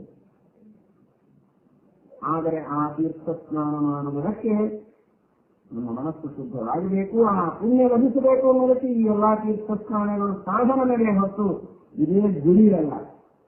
ಗುರಿ ಅದು ಶಾಸ್ತ್ರಗಳ ಸ್ನಾನ, ಶಾಸ್ತ್ರಗಳ ಶ್ರವಣ. ಇದನ್ನು ಮಾತ್ರ ಮರೆಯಬೇಕು. ಈ 9 ದಿನಗಳ ತೀರ್ಥ ಮಹಿಮೆಯನ್ನು ಕೇಳಿ ಎಲ್ಲರೂ ಹೋಗಿ ಅಲ್ಲಿ ಒಂದೊಂದು ಲಾಡ್ಜ್ ಬುಕ್ ಮಾಡಿಕೊಂಡು ತಿರುಪತಿ ಒಳಗೆ ನಾವು ಇದ್ದು ಎಲ್ಲಾ ತೀರ್ಥ ಸ್ನಾನ ಮಾಡಿ ಮೋಕ್ಷಕ್ಕೆ ಹೋಗಿಬಿಡ್ತೇವೆ ಅಂತ ತಿಳ್ಕೋಬೇಡಿ. ಅವಶ್ಯ ಮಾಡಿ. ಆದ್ರೆ ಆ ತೀರ್ಥ ಸ್ನಾನದಿಂದ ಬಂದ ಪುಣ್ಯವನ್ನ ಅಹಂಕಾರದ ತೂಕನ್ನ ಹಾಕದೆ, ಶೀಲವನ್ನ ಭದ್ರವಾದ ವಿನಯದ ಹಲಿಗೆಯಿಂದ ಪುಣ್ಯದ ಶೀಲವನ್ನು ಹೊಲದು ಅಲ್ಲಿ ಇಲ್ಲಿ ಯಾವ ತೂಕಗಳು ಇಲ್ಲದೇ ಇದ್ದಂತೆ ಆ ಪುಣ್ಯವನ್ನ ಪೂರ್ಣವಾಗಿ ತೆಗೆದುಕೊಂಡು ಬಂದು ಅದರ ಉಪಯೋಗ ಒಂದೇ ಒಂದಕ್ಕೆ ಮಾಡಿ, ಅದು ಶ್ರೀಮದಾಚಾರ್ಯರ ಶಾಸ್ತ್ರಗಳ ಶ್ರವಣಕ್ಕೆ ಆ ಎಲ್ಲ ಪುಣ್ಯವನ್ನು ಖರ್ಚು ಮಾಡಿ ಅಂದಾಗ ಇದು ಸಾರ್ಥಕ. ಇಲ್ಲದೆ ಇದ್ರೆ ಇದು ಕೇಳಿದ್ದೀರಿ, ಅರ್ಥ ಹೇಳಿದ್ದೀರ. ಇಷ್ಟು ಮಹಾಪುಣ್ಯವಿದೆ ಆ ತೀರ್ಥಗಳ ಸ್ಥಾನದಿಂದ ಎಂಬುದಾಗಿ ಶಾಸ್ತ್ರದಲ್ಲಿ ಹೇಳ್ತಾರೆ.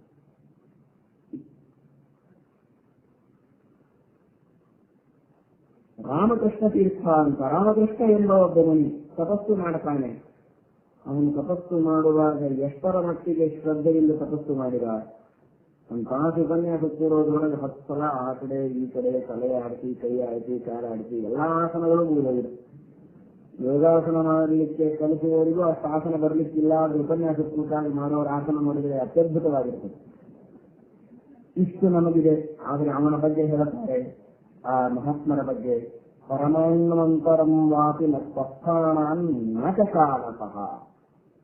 ನಾನು ನಿಂತ ಸ್ಥಳದಿಂದ ಒಂದು ಪರಮಾಣು ಆಸೆ ಈಚೆಗೆ ತೆರೆಯಲಿಲ್ಲವನು. ಎಷ್ಟೋ ಸಾವಿರ ವರ್ಷಗಳವರೆಗೆ ಅದೇ ತಪಸ್ಸು ಮಾಡಿದ್ದಾನೆ, ಅನೇಕ ಶತವತ್ಸರಾನು. ಆಗ ಅವನ ಮೈ ಮೇಲೆ ಅದ್ಭುತವಾದ ಹುತ್ತು ಬೆಳೆದು ಹೋಗಿದೆ. ಹುತ್ತು ಬೆಳೆದರೆ ಆಲೋಚನೆ ಮಾಡಿ, ಒಂದು ಕಾಳು ಮಣ್ಣು ಕಣ್ಣಿನ ಮೇಲೆ ಬಿದ್ದರೆ ಹೀಗೆ ಹಾರಿಸುತ್ತದೆ. ಒಂದು ನಿಮಿಷ ಜಪ ಮಾಡುವಾಗ ಜಪ ಮುಗಿಯೋವರೆಗೂ ತಡ್ಕೊಳ್ಳಿಕ್ಕೆ ಆಗುವುದಿಲ್ಲ. ಅಷ್ಟೊಂದು ಅರ್ಥವನ್ನು ಮತ್ತೆ ಜಪ ಮಾಡ್ತೀವಿ.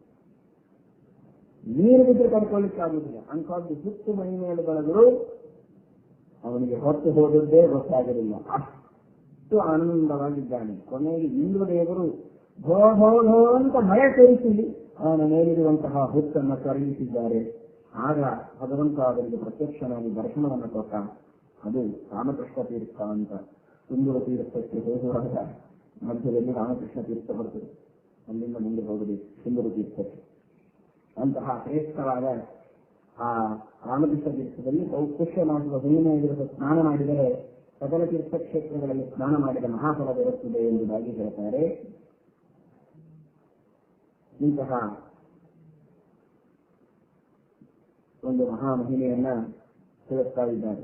ಮುಂದೆ ಮತ್ತೊಬ್ಬ ಭಗವದ್ ಭಕ್ತ, ಆದರೆ ಮೊದಲಿಗೆ ಬಹಳ ದುರಾಗ್ರಹಿ. ಅವನ ಹೆಸರು ದೃಢಮತಿ ಅಂತ. ದೃಢಮತಿ ಅಂತ ಒಬ್ಬ ಭಕ್ತ. ಅವನು ಸ್ವಲ್ಪ ದುರಾಚಾರಿಯಾದವನು. ವೇದ ಶಾಸ್ತ್ರಗಳನ್ನು ಓದುವ ಅಧಿಕಾರವನ್ನು ಪಡೆಯದೇ ಇರುವಂತಹ ಪತಿತನಾದ ವ್ಯಕ್ತಿ. ಹೀಗಾಗಿ ದೊಡ್ಡದಾದ ಋಷಿಗಳ ಒಂದು ವಿದ್ಯಾಪೀಠ, ಕುಲಪತಿಗಳಿದ್ದಾರೆ. ಮುನೀನಾಂ ದಶಸಾಹಸ್ರಂ ಯೋರ್ನದಾನಾದಿ ಪೋಷಣಾಯ ಅಧ್ಯಾಪಯತಿ ವಿಪ್ರರ್ಷಿ ಸದೈ ಕುಲಪತಿ ಸ್ಮೃತಃ. 10,000 ಜನರಿಗೆ ಕನಿಷ್ಠ ಪಕ್ಷ ಅನ್ನ ದಾನ ವಸ್ತ್ರಾದಿಗಳನ್ನ ಅನ್ನದಾನ ವಸ್ತ್ರದಾನ ಎಲ್ಲವನ್ನೂ ಮಾಡಿ ಯಾರು ಪೋಷಣೆ ಮಾಡ್ತಾನೋ ಅವರಿಗೆ ಕುಲಪತಿ ಅಂತ ತಿಳಿಯಿರಿ. ಅಂತಹ ಮಹಾ ಕುಲಪತಿಗಳಿದ್ದಾರೆ. ಅವರ ಹತ್ರ ಹೋಗಿ ಸಾಷ್ಟಾಂಗ ನಮಸ್ಕಾರ ಹಾಕಿದ, ನನಗೆ ಪಾಠ ಹೇಳಿಕೊಡಿ, ನಾನೂ ವೇದ ಓದಬೇಕು, ನಾನೂ ಯಜ್ಞಾದಿಗಳನ್ನು ಮಾಡಬೇಕು, ಚಿತ್ರಕಾರ್ಯ ಮಾಡಬೇಕು, ನಿಮ್ಮಂತೆ ನಾನು ಇರಬೇಕು ಅಂತ. ಹೌದಪ್ಪ, ನಿನಗೆ ದೇವರ ಅನುಗ್ರಹ ಮಾಡಲಿ, ಮುಂದಿನ ಜನ್ಮದಲ್ಲಿ ಒಳ್ಳೆ ಸಜ್ಜನನಾಗಿ ಅಧಿಕಾರಿಯಾಗಿ ಹುಟ್ಟು ಆಮೇಲೆ ನೀನು ಕಲಿ, ನಿನಗೆಲ್ಲ ಉಪದೇಶ ಮಾಡ್ತಾ ಇದ್ದೀನಿ. ಇಲ್ಲ, ನನಗೆ ಇದೇ ಜನ್ಮದಲ್ಲಿ ಉಪದೇಶ, ನೀನು ಭ್ರಷ್ಟನಾಗಿದ್ದೀಯಲ್ಲ, ನಿನಗೆ ಉಪದೇಶ ಮಾಡೋದು ಆಗಲೇಬೇಕು, ಸಾಧ್ಯಗಳಿಲ್ಲ ಅಂತ ಹೇಳಿದ್ದಾರೆ. ಸರಿ, ಉಪಾಯ ಇಲ್ಲ ಅಂತ ಅವನು ದೂರ ಹೋಗಲಿಲ್ಲ. ಇವರ ಕ್ಯಾಂಪಸ್ಸಿನೊಳಗೇನೆ, ಯೂನಿವರ್ಸಿಟಿ ಕ್ಯಾಂಪಸ್ಸಿನೊಳಗೇನೆ, ಇವರ ವಿಶ್ವವಿದ್ಯಾನಿಲಯದೊಳಗೆ ದೂರದೊಳಗೆ ಒಂದು ಸಣ್ಣ ಗುಡಿಸಲು ಹಾಕಿಕೊಂಡು ಅಲ್ಲಿದ್ದ. ಹೇಗಾದ್ರೂ ಮಾಡಿ ಇವರಿಂದ ವಿದ್ಯೆ ಪಡೆದೇ ಹೋಗಬೇಕು ಅಂತ ಅವನಿಗೆ ಆದ. ಇವರು ಕೊಡೋದು ಸಾಧ್ಯ, ಬಹಳ ವಿಶ್ವವಾದ ಜನರು. ಶಾಸ್ತ್ರೋಕ್ತವಾದ ರೀತಿಯಲ್ಲಿ ನೀವಿದ್ರೆ ಮಾತ್ರ ನಿಮಗೆ ವಿದ್ಯೆಯನ್ನು ಕೊಡುವವರೇ ಹೊರತು ಇಲ್ಲಿದ್ರೆ ಕೊಡೋದಿಲ್ಲ ಅವನು. ಸರಿ, ಅವನಲ್ಲಿ ಒಂದು ಗುರುಕುಲ ಹಾಕೊಂಡಿದ್ದ. ಗೃಹಮತಿ, ಹೆಸರೇ ಗೃಹಮತಿ, ದುರಾಗ್ರಹ ಅವನಿಗೆ ಬಹಳ. ಆಗ ಅಲ್ಲಿ ಸುಮತಿ ಅಂತ ಮತ್ತೊಬ್ಬ, ಈಗೊಬ್ಬ ಸುಮತಿ ಗತಿ ಕೇಳಿದ್ರು, ಇವನು ಇನ್ನೊಬ್ಬ ಸುಮತಿ, ಗರ್ಗ ವಂಶದಲ್ಲಿ ಹುಟ್ಟಿದಂತಹ ಗರ್ಗಗೋತ್ರದಲ್ಲಿ ಹುಟ್ಟಿದ ಸುಮತಿ ಬರ್ತಾನೆ. ಬಂದಾಕ್ಷಣಕ್ಕೆ ಇವನು ಮೊಟ್ಟ ಮೊದಲಿಗೆ ಭಾಗದ ಹತ್ರವೇ ಗುರುಕುಲ ಹಾಕೊಂಡಿದ್ದ. ಇವನು ಬೇಕಾಗಿ ಒಳಗೆ ಬರಬೇಕು. ಅಲ್ಲೇ ಆಗರ ಆತಿಥ್ಯ ಉಪಚಾರ ಬೇಕಾದಂತ ಹಣ್ಣು ಹಂಪಲು ಕಾಣಿಕೆ ಎಲ್ಲ ಕೊಟ್ಟ. ದಾಕ್ಷಿಣ್ಯ ಆಯ್ತು ನೋಡೋಣ. ಹೋಗ್ತಾ ಬರ್ತಾ ಇವನು ಭೇಟಿಯಾಗಿ ಶುರು ಮಾಡಿದ. ಅಲ್ಲೇ ಇರಲಿಕ್ಕೆ ಶುರು ಮಾಡಿದ ವಾಸ. ಸ್ವಲ್ಪ ದಿವಸ ಆದ್ಮೇಲೆ ನನಗೂ ಒಂದು ಸ್ವಲ್ಪ ಪಾಠ ಹೇಳಿಕೊಡ್ತೀರಾ ಅಂದ ಅವನು. ಇಲ್ಲ ಅಂದಿದ್ದ ಬಾಯಿನೇ ಬರಲಿಲ್ಲ, ಯಾಕಂದ್ರೆ ದಕ್ಷಿಣ ತಗೊಂಡಿದ್ದ. ಅವನು ಕೊಟ್ಟ ಹಣ್ಣು ಹಾಲು ಎಲ್ಲ ತಗೊಂಡಿದ್ದ. ದುರ್ಜನರ ಸಹವಾಸ ಎಷ್ಟು ಕಷ್ಟ ನೋಡಿ. ಹಣ ತೆಗೆದುಕೊಳ್ಳುವಾಗ ಕೊಡ್ತಾರೆ ಕೊಡ್ಲಿ ಅಂತ ಕೊಡುವಾಗ ಅವನೇನು ಹೇಳಿದ್ದಿಲ್ಲ. ಪಾಪ ಬರ್ತಾ ಇದ್ದೀರಿ, ಬಿಸಿಲೊಳಗೆ ಶ್ರಮೆ ಆಗಿ ತಗೊಳ್ರಿ ಅಂತ ಕೊಟ್ಟ. ಆದ್ರೆ ಆಮೇಲೆ ಕಲಸರಿ ಪ್ರಾರಂಭ ಮಾಡಿದೆ. ಇವನು ಹೇಳಲಿಕ್ಕೆ ಶುರು ಮಾಡಿದ್ವಿ. ಯಾವಾಗ ಅವನು ಅಯೋಗ್ಯನಾದರೂ ಕೂಡ, ಅದು ಅನಧಿಕಾರಿಯಾದರೂ ಕೂಡ, ದುರಾಚಾರಿಯಾದರೂ, ನಾವೆಲ್ಲ ಅವನಿಗೆ ವಿದ್ಯೆಯನ್ನು ಓದುವ ಅರ್ಹತೆ ಇಲ್ಲ ಅಂತ ಹೇಳಿದಾಗಲೂ ನೀನು ಅವನಿಗೆ ವಿದ್ಯೆಯನ್ನು ಕೊಡ್ತಿದ್ದೀವಿ ಅಂತ ಆ ಗುರುಕುಲದಲ್ಲಿರುವ ಎಲ್ಲಾ ಋಷಿಗಳು, ಎಲ್ಲಾ ತಪಸ್ವಿಗಳು ವಿದ್ಯೆಯನ್ನು ಕಲಿಸಿಕೊಟ್ಟ ಸುಮತಿಗೇನೆ ಬಹಿಷ್ಕಾರ ಹಾಕಿದ್ದಾರೆ, ದೂರ ಇಟ್ಟಿದ್ದಾರೆ. ಯಾರೂ ಮಾತಾಡಿಸ್ತಾ ಇಲ್ಲ. ಬಹಳ ದೂರದಲ್ಲಿ ಇವನನ್ನು ಇಟ್ಟಿದ್ದಾರೆ. ಬಹಳ ದುಃಖವಾಯಿತು ಇವನಿಗೆ. ಕೊನೆಗೆ ಒಂದು ಸಲ ಮರಣವನ್ನು ಹೊಂದಿದ್ದಾನೆ.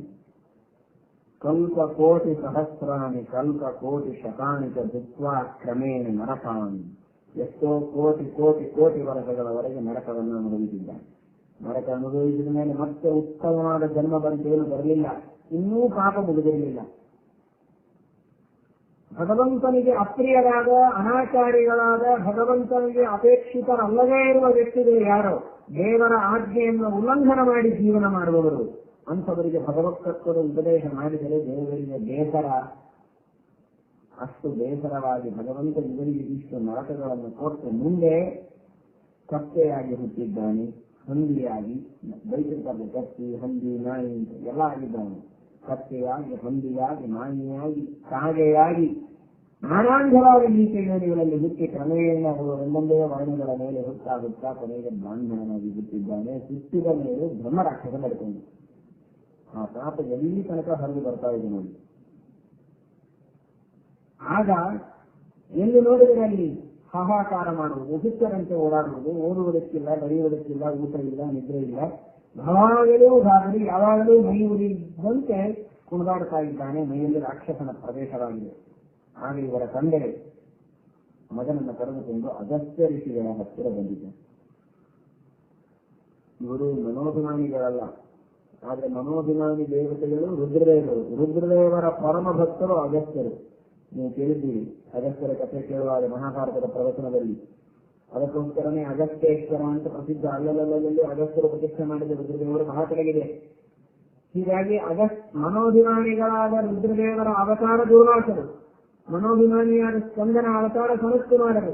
ಇವರಿಗೇನೂ ಅಲ್ಲ, ಆದರೆ ಮನೋಭಿಮಾನಿಗಳಾದ ರುದ್ರದೇವರ ಭಕ್ತರು. ಡಾಕ್ಟರ್ ಮಾಡೋ ಕೆಲಸ ಕಂಪೌಂಡರು ಮಾಡಬಹುದು, ಡಾಕ್ಟರ್ ಇಲ್ಲೇ ಇದ್ದಾಗ ವಿಚಾರ. ಹಾಗೆ ಅಗಸ್ತ್ಯ ಋಷಿಗಳು ಆ ರುದ್ರದೇವರ ಭಕ್ತರು, ಕಂಪೌಂಡರ್ ಇದ್ದಾಗ ಇವರು ಬಹಳ ದಿವಸ ರುದ್ರದೇವರ ಹತ್ರ ಕೆಲಸ ಮಾಡಿದ್ರಿಂದ ಮನಸ್ಸಿನ ಯಾವುದೇ ಕಾಯಿಲೆಗಳಿಗೆ ಔಷಧಿ ಕೊಡೋದಕ್ಕೆ ಅಗಸ್ತ್ಯರು ಸಮರ್ಥರೇ. ಹೀಗಾಗಿ ಅಗಸ್ತ್ಯ ಋಷಿಗಳ ಹತ್ರ ಬಂದ ಇವನು ಹುಡುಕೊಂಡು ಅಗಸ್ತ್ಯ ಋಷಿಗಳು ತಮ್ಮ ಜ್ಞಾನದಿಂದ ತಿಳಿದರು, ಇವನು ಜನ್ಮಾಂತರದಲ್ಲಿ ಅಯೋಗ್ಯರಿಗೆ ಬ್ರಹ್ಮೋಪದೇಶ ಮಾಡಿದ್ದರ ಪರಿಣಾಮದಿಂದ ಈ ವಿಧವಾದ ದುರ್ಗತಿಯನ್ನು ಹೊಂದುತ್ತಾ ಇದ್ದಾನೆ. ಆದ್ದರಿಂದ ಇವನು ಏನಾದರೂ ಒಂದು ಉಪಾಯವನ್ನು ಹೇಳಬೇಕು ಅಂದ್ರೆ ಅದಕ್ಕೆ ಪಾಪ ವಿನಾಶಿನಿ ತೀರ್ಥ ಅಂತ ಇದೆ ವೆಂಕಟಾಚಲದಲ್ಲಿ. ನೋಡಿರಬಹುದು, ಕೇಳಿರಬಹುದು ನೀವೆಲ್ಲ. ಸ್ವಾಮಿ ಪುಷ್ಕರಣಿ ತೀರ್ಥವಲ್ಲದೆ ಸ್ವಲ್ಪ ಮುಂದೆ ಹೋದಾಗ ಪಾಪ ವಿನಾಶಿನಿ ಅಂತ ತೀರ್ಥ ಇದೆ. ಆ ಪಾಪ ವಿನಾಶನ ತೀರ್ಥದಲ್ಲಿ ಪಡೆದುಕೊಂಡು ಹೋಗಿ ಇವನನ್ನ ಸ್ನಾನ ಮಾಡಿ ಭೂತ ಪ್ರೇತ ಪಿಶಾಚಾನಾಂ ಏಕಾಲ ಬ್ರಹ್ಮರಕ್ಷಕಾನ್ ಮಹತಾಂಚೈವ ರೋಗಾಣಾಂ ತೀರ್ಥಂ ನಾಶಕಂ ಭೂತಂ. ಭೂತ ಪ್ರೇತ ಪಿಶಾಚಗಳ ಬಾಧ ಇರಲಿ, ಬ್ರಹ್ಮರಾಕ್ಷಸರ ಬಾಧ ಇರಲಿ, ರೋಗಗಳಿರಲಿ, ಆ ಪಾಪ ವಿನಾಶಿನಿ ತೀರ್ಥದಲ್ಲಿ ಸ್ನಾನ ಮಾಡಿದರೆ ಪರಿಹಾರವಾಗುತ್ತೆ. ಸಂಕಲ್ಪ ಪೂರ್ವಕವಾಗಿ 3 ದಿನ ಭಕ್ತಿಯಿಂದ ಸ್ನಾನ ಮಾಡಿ ಅಲ್ಲಿ ಜಪ ಮಾಡಿ ವೆಂಕಟೇಶ ದೇವರ ವರಾಹ ದೇವರ ದರ್ಶನ ಮಾಡಿ ನೀವು ನಿತ್ಯಾನ್ಹಿತವನ್ನು ಮಾಡಿಕೊಂಡು ಬಂದು ದೇವರ ದರ್ಶನ ಮಾಡಿದರೆ ಸಾಕು, ನಿಮ್ಮ ಪಾಪ ಹೋಗುತ್ತೆ ಅಂತ. ಅದಕ್ಕೆ ತಕ್ಕಂತೆ ನಿತ್ಯದಲ್ಲಿ ಸಂಕಲ್ಪ, ಸ್ನಾನ, ಆನ್ಹಿಕ, ದೇವರ ದರ್ಶನ, ದೇವರಿಗೆ ಅಭಿಷೇಕ, ಆ ಪಾಪ ವಿನಾಶನಿಯ ಪವಿತ್ರವಾದ ತೀರ್ಥವನ್ನ ಪಾನ ಮಾಡು. ಹೀಗೆ 3 ದಿವಸ ಇವರು ಕೆಲಸವನ್ನು ಮಾಡಿದ್ದಾರೆ. ತಂದೆ ಮಗ, ಮಗನ ಎಲ್ಲ ಪಾಪಗಳು ನಿತ್ಯ ಮುಕ್ತವಾಗಿವೆ, ತಂದೆಯೂ ಮುಕ್ತವಾಗಿದ್ದಾನೆ. ಇಬ್ಬರೂ ಕೂಡ ಉದ್ಧಾರವನ್ನು ಹೊಂದಿದ್ದಾರೆ. ಈ ಉಪದೇಶ ಮಾಡಿದಂತಹ ಸುಮತಿಯ ಹಣೆ ಬರಹ ಇದು. ಇನ್ನು ಉಪದೇಶ ಮಾಡಿಸಿಕೊಂಡನಲ್ಲ, ಯೋಗ್ಯತೆ ಇಲ್ಲವೇ ಇದ್ದರು ಆ ದೃಢಮತಿ, ಅವನು ಇವನಂತೆಯೇ ನಾನಾ ವಿಧವಾದ ಯೋನಿಗಳಲ್ಲಿ ಹುಟ್ಟು ಬಂದು ಕೊನೆಗೆ ಹಗ್ಗಾಗಿರ್ತಾನೆ. ಅವನಿಗೆ ಯಾರು ಉಪದೇಶ ಮಾಡೋನಿಲ್ಲ. ಇವನಾದ್ರೆ ಮನುಷ್ಯ ಅಗಸ್ತ್ಯರ ಹತ್ರ ಬಂದ, ಹದ್ದಿಗೆ ಯಾರು ಉಪದೇಶ ಮಾಡಬೇಕು? ಆದರೆ ಭಗವಂತನ ಅನುಗ್ರಹದಿಂದ, ಅವನ ಪೂರ್ವಜನ್ಮದ ಸುಕೃತದಿಂದ ಹದ್ದು ಹಾರತಾ ಎಲ್ಲಿಯೂ ಬಂದು ಪಾಪ ವಿನಾಶಿನಿಯೊಳಗೆ ಮುಳುಗಿ ಎದ್ದಿದೆ. ಆ ಪಾಪ ವಿನಾಶಿನಿಯ ತೀರ್ಥದ ಸ್ಪರ್ಶದಿಂದ ಆ ಉಪದೇಶ ತೆಗೆದುಕೊಂಡ ದೃಢಮತಿಗೂ ಉದ್ಧಾರವಾಗಿದೆ, ನಾಡಿನ ಇವರಿಗೂ ಉದ್ಧಾರವಾಗಿದೆ. ಮುಂದಿನ ಜನ್ಮದಲ್ಲಿ ಅವನು ಒಳ್ಳೆ ಸದಾಚಾರಿಯಾಗಿ ಅಧಿಕಾರಿಯಾಗಿ ಮತ್ತೆ ವಿದ್ಯೆಯನ್ನು ಪಡೆದು ಭಗವಂತನ ಕಥೆಗೆ ಪಾತ್ರನಾಗಿದ್ದಾನೆ ಎಂಬ ಕಥೆಯನ್ನು ಕೇಳುತ್ತಾರೆ. ಈ ಕಥೆಯನ್ನು ಕೇಳುವಾಗ ಹಿಂದಿನ ಕಥೆಗಳನ್ನು ಕೇಳಿದಿರಿ, ಈ ಕಥೆಯನ್ನು ಕೇಳ್ತಾ ಇದ್ದೀರಿ. ಮನುಷ್ಯ ಅನಾಚಾರಿಯಾಗಿರಬಾರದು. ಅನಾಚಾರಿಗಳಿಗೆ ಸದಾಚಾರಿಗಳಾಗುವಂತೆ ಮಾಡಿ ಯೋಗ್ಯವಾದ ಅಧಿಕಾರವಿದ್ದಾಗ ಉಪದೇಶ ಮಾಡಬೇಕು, ಇಲ್ಲದೇ ಇದ್ದರೆ ಉಪದೇಶ ಮಾಡಬಾರದು. ದುರ್ಜನರ ಸಹವಾಸ ಮಾಡಬಾರದು. ಅದರಿಂದ ಎಂತಹ ಘೋರವಾದ ಪಾಪಗಳು ನಮಗೆ ಬರ್ತದೆ, ಇದನ್ನು ನಾವು ಎಚ್ಚರದಿಂದ ಈ ಕಥೆಗಳಿಂದ ಅರ್ಥ ಮಾಡಿಕೊಳ್ಳಬೇಕು. ಆ ಪಾಪಗಳಿಂದ ದೂರ ಇರುವುದಕ್ಕೆ ಪ್ರಯತ್ನ ಮಾಡಬೇಕು. ಇಂತಹ ನಾನಾ ವಿಧವಾದ ತೀರ್ಥಕ್ಷೇತ್ರಗಳ ಸನ್ನಿಧಾನ ಇರುವಂತಹ ಪರಮ ಪವಿತ್ರವಾದ ಪಾವನವಾದ ಆ ವೆಂಕಟಾಚಲದಲ್ಲಿ ವೆಂಕಟೇಶ ದೇವರು ಗಮನೀಯದಲ್ಲಿದ್ದಾನೆ. ಇಂತಹ ಪರಮಾತ್ಮನ ಅತ್ಯದ್ಭುತವಾದ ಲೀಲೆಯನ್ನು ವರ್ಣನೆ ಮಾಡ್ತಾ ಇದ್ದಾರೆ. ಒಂದು ಸಲ ಭಗವಂತ ಬೃಹಸ್ಪತ್ಯಾಚಾರ್ಯರು ಹೇಳಿದಂತೆ ಹತ್ತಿ ಗಿಡದ ಹಾಲು, ಹತ್ತಿಯನ್ನ ತೆಗೆದುಕೊಂಡು ದಿವಸ ನಿಮ್ಮ ಗಾಯದ ಮೇಲೆ ಹಚ್ಚುತ್ತಾ ಇರು, ಕ್ರಮೇಣ ಅದು ವಾಸಿಯಾಗ್ತಿದೆ ಅಂತ. ಗಾಯವೇ ಇಲ್ಲದ ದೇವ, ಅವನಿಗೆ ಹೆಸರೇನೋ ಉರುಗಾಯ ಅಂತ. ನಿನ್ನೆ ಕೇಳಿಬಿಡಿ, ಭಾಗವತದೊಳಗೆ ದೇವರಿಗೆ ಉರುಗಾಯ ಅಂತ ಹೆಸರು, ಆದ್ರೆ ಅವನಿಗಾದರೂ ಒಂದೂ ಗಾಯ ಇಲ್ಲ. ಹೆಸರು ನೋಡಿದರೆ ಉರುಗಾಯ ಅಂತ. ಅಂತಹ ಅಗಾಯನಾದ ಉರುಗಾಯನಾದ ಭಗವಂತ ತಾನು ಔಷಧಿಗಾಗಿ ಅಂತ ಹೊರಟಿದ್ದಾನೆ. ಆ ಔಷಧಿಗಳಿಗೆ, ವನಸ್ಪತಿಗಳಿಗೆ ಒಂದು ದುಃಖ. ಈ ಹೂವಿನ ಗಿಡಗಳನ್ನು ನೋಡಿದರೆ ಅವುಗಳಿಗೆಲ್ಲ ಆಶ್ಚರ್ಯ, ಈ ಹೂವಿನ ಗಿಡಗಳಿಗೆ ಎಷ್ಟು ಭಾಗ್ಯ ಮಾಡಿದೆ ಅಂತ. ಹೀಗಾಗಿ ಹೂವುಗಳನ್ನು ಕಿತ್ತಿ ಹೋಗಿ ದೇವರ ಪಾದಕ್ಕೆ ಏರಿಸ್ತಾರೆ, ತುಳಸಿ ತಗೊಂಡು ಹೋಗಿ ದೇವರಿಗೆ ಏರಿಸ್ತಾರೆ, ನೀರು ತಗೊಂಡು ಹೋಗಿ ಅಭಿಷೇಕ ಮಾಡ್ತಾರೆ. ನಮ್ಮ ಔಷಧಿಗಳ ಗಿಡಗಳ ಕೆಲಸ ಏನು ಅಂತ.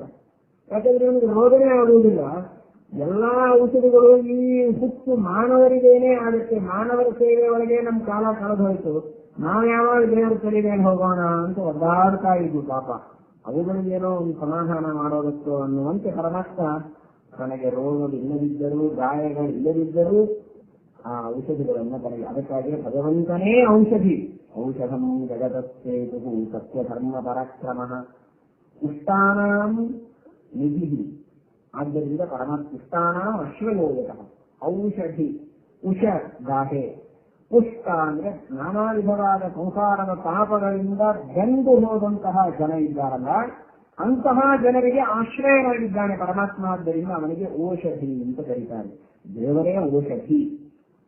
ಅವನ ಸನ್ನಿಧಾನ ಇದ್ದಕ್ಕೆ ರೋಗಗಳಿಂದ ಸುತ್ತು ಸಾಯುವ ನಮಗೆ ಈ ಔಷಧಿಗಳು ಗುಣ ಮಾಡುತ್ತವೆ.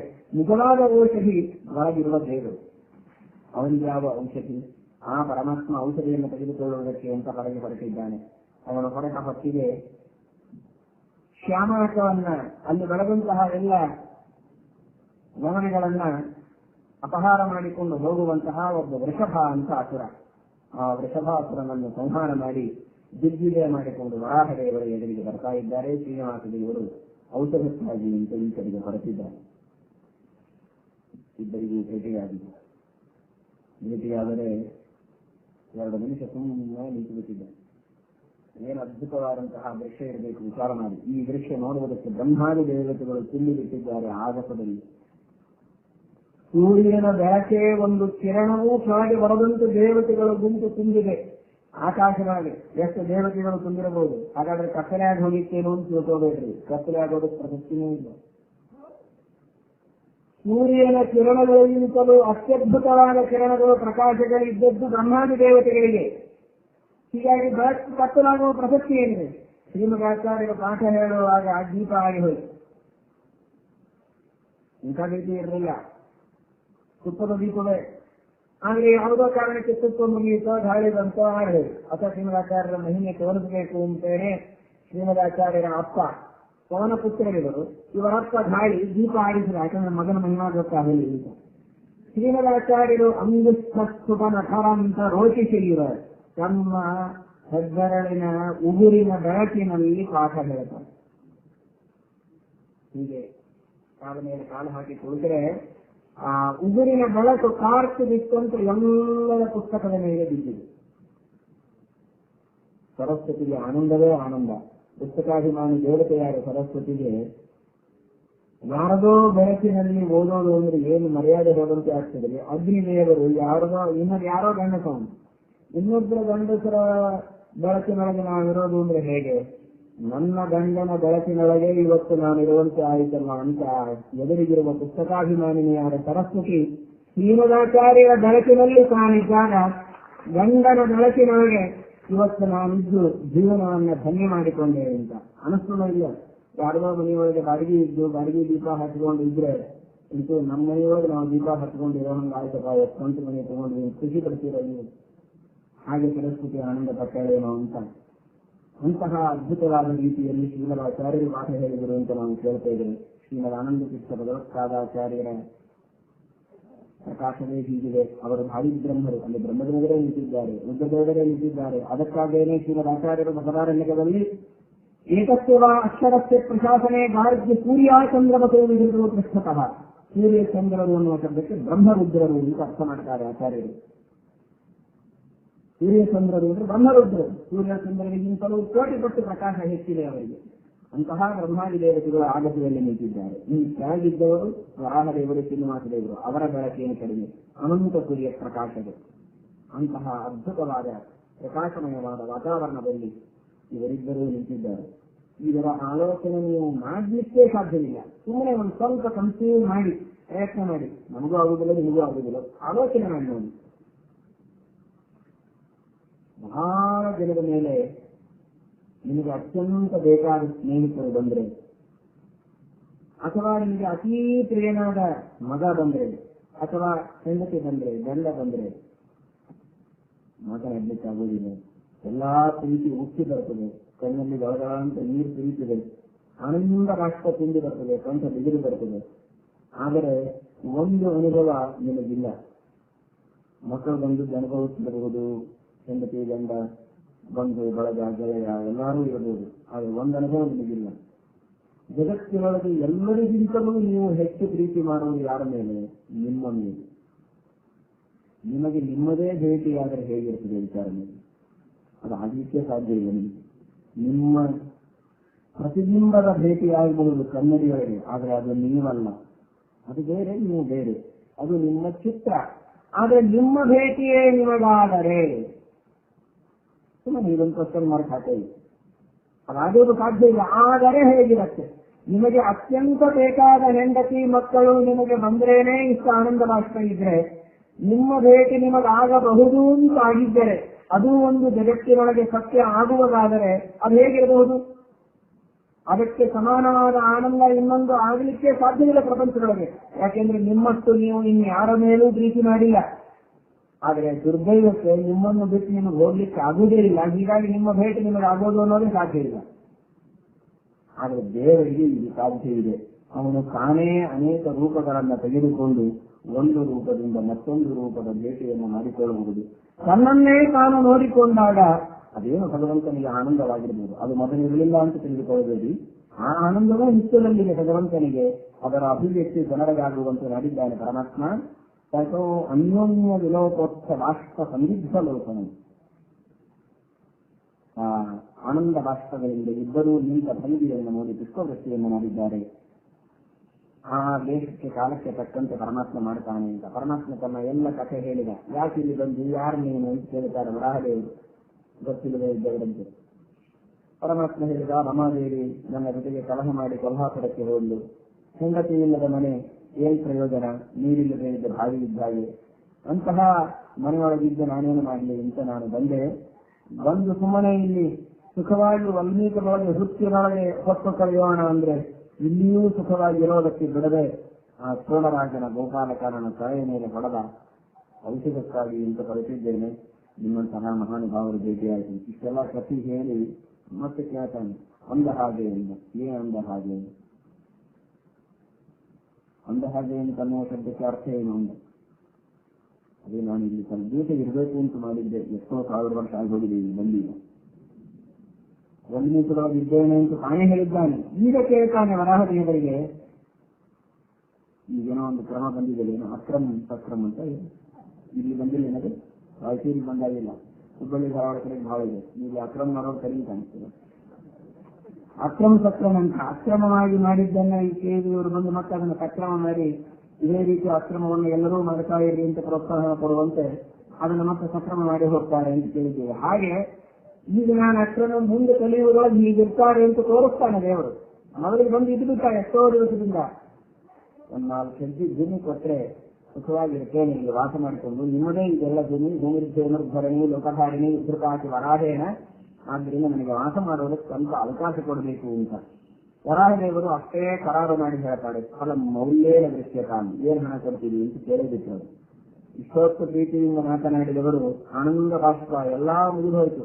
ದುಡ್ಡಿನ ವ್ಯವಹಾರ ಬಂದಾಗ ಯಾವ ಆನಂದ ಇಲ್ಲ, ಬಾಷ್ಪ ಇಲ್ಲ. ಏನ್ ಹಣ ಕೊಡ್ತೀವಿ ಹೇಳಿ? ಪರಮಾತ್ಮ ಹೇಳಿದ, ಮುಂದೆ ನಾನು ಕಲಿಯುಗದಲ್ಲಿ ಇಲ್ಲಿಯೇ ವಾಸ ಮಾಡಬಹುದಿದ್ದೇನೆ. ಆ ವಾಸ ಮಾಡಿದಾಗ ನನ್ನ ದರ್ಶನಕ್ಕೆ ಜನ ಬರ್ತಾರೆ. ಬಂದರೆ ಮೊದಲಿಗೆ ನಿನ್ನ ದರ್ಶನ, ನಿನಗೆ ನೈವೇದ್ಯ, ನಿನಗೆ ಕ್ಷೀರಾಭಿಷೇಕ ಮಾಡಿ ಆಮೇಲೆ ನನ್ನ ಹತ್ರ ಬರಬೇಕು. ಅಂದ್ರೆ ದೇವರು ತಾನು ಮನೆ ತೆಗೆದುಕೊಂಡು ಇರೋದಕ್ಕೆ ತಾನೇನು ಒಂದು 10 ಪೈಸಾ ಎತ್ತಿಕೊಳ್ಳಿಲ್ಲ. ವರಾಹದೇವರಿಗೆ ಎಲ್ಲ ಜನರ ಮೇಲೆ ಹಾಗಿಬಿಟ್ಟ. ಕಲೆಕ್ಷನ್ ಮಾಡಿ ಕಾರ್ಯಕ್ರಮ ಮಾಡೋದು ಅವತ್ತೇ ಶುರುವಾದಾಗ ಆಗಿದೆ. ನಾನು ಸ್ವಂತ ಖರ್ಚಿನಿಂದ ಏನು ಮಾಡುವುದಿಲ್ಲ, ಮುಂದೆ ಬರುವಂತಹ ಜನ ಅವರೇ ನನ್ನ ಪರವಾಗಿ ನಿನಗೆ ನೈವೇದ್ಯ ಮಾಡ್ತಾರೆ, ಕ್ಷೀರಾಭಿಷೇಚನೆ ಮಾಡ್ತಾರೆ. ಅದರಿಂದ ನೀನು ತೃಪ್ತನಾದ, ಅದೇ ನಿನಗೆ ನಾನು ಕೊಡುವಂತಹ ಹಣ ಅಂತ. ಅವನು ಕೂಡ ಸರಿಯಾಗಿ ಅಳಲಿದ್ದಾರೆ ವರಾಹದೇವರು. ಹೆಜ್ಜೆ ಹೆಜ್ಜೆ ಅಳಲು ತಾನು 3 ಪಾದ ಭೂಮಿಯನ್ನೇ ಕೇಳಿ ಇಡೀ ಜಗತ್ತನ್ನೇ ಅಳದಂತಹ ಮಹಾನುಭಾವ ವಾಮನ ರೂಪಿಯಾಗಿ. ಆದ್ರೆ ಅದೇ ಪರಮಾತ್ಮ ಲೀಲೆಯಿಂದ ಈಗ ಅಷ್ಟು ದೊಡ್ಡ ಹೆಜ್ಜೆ ಮಾಡಲಿಲ್ಲ.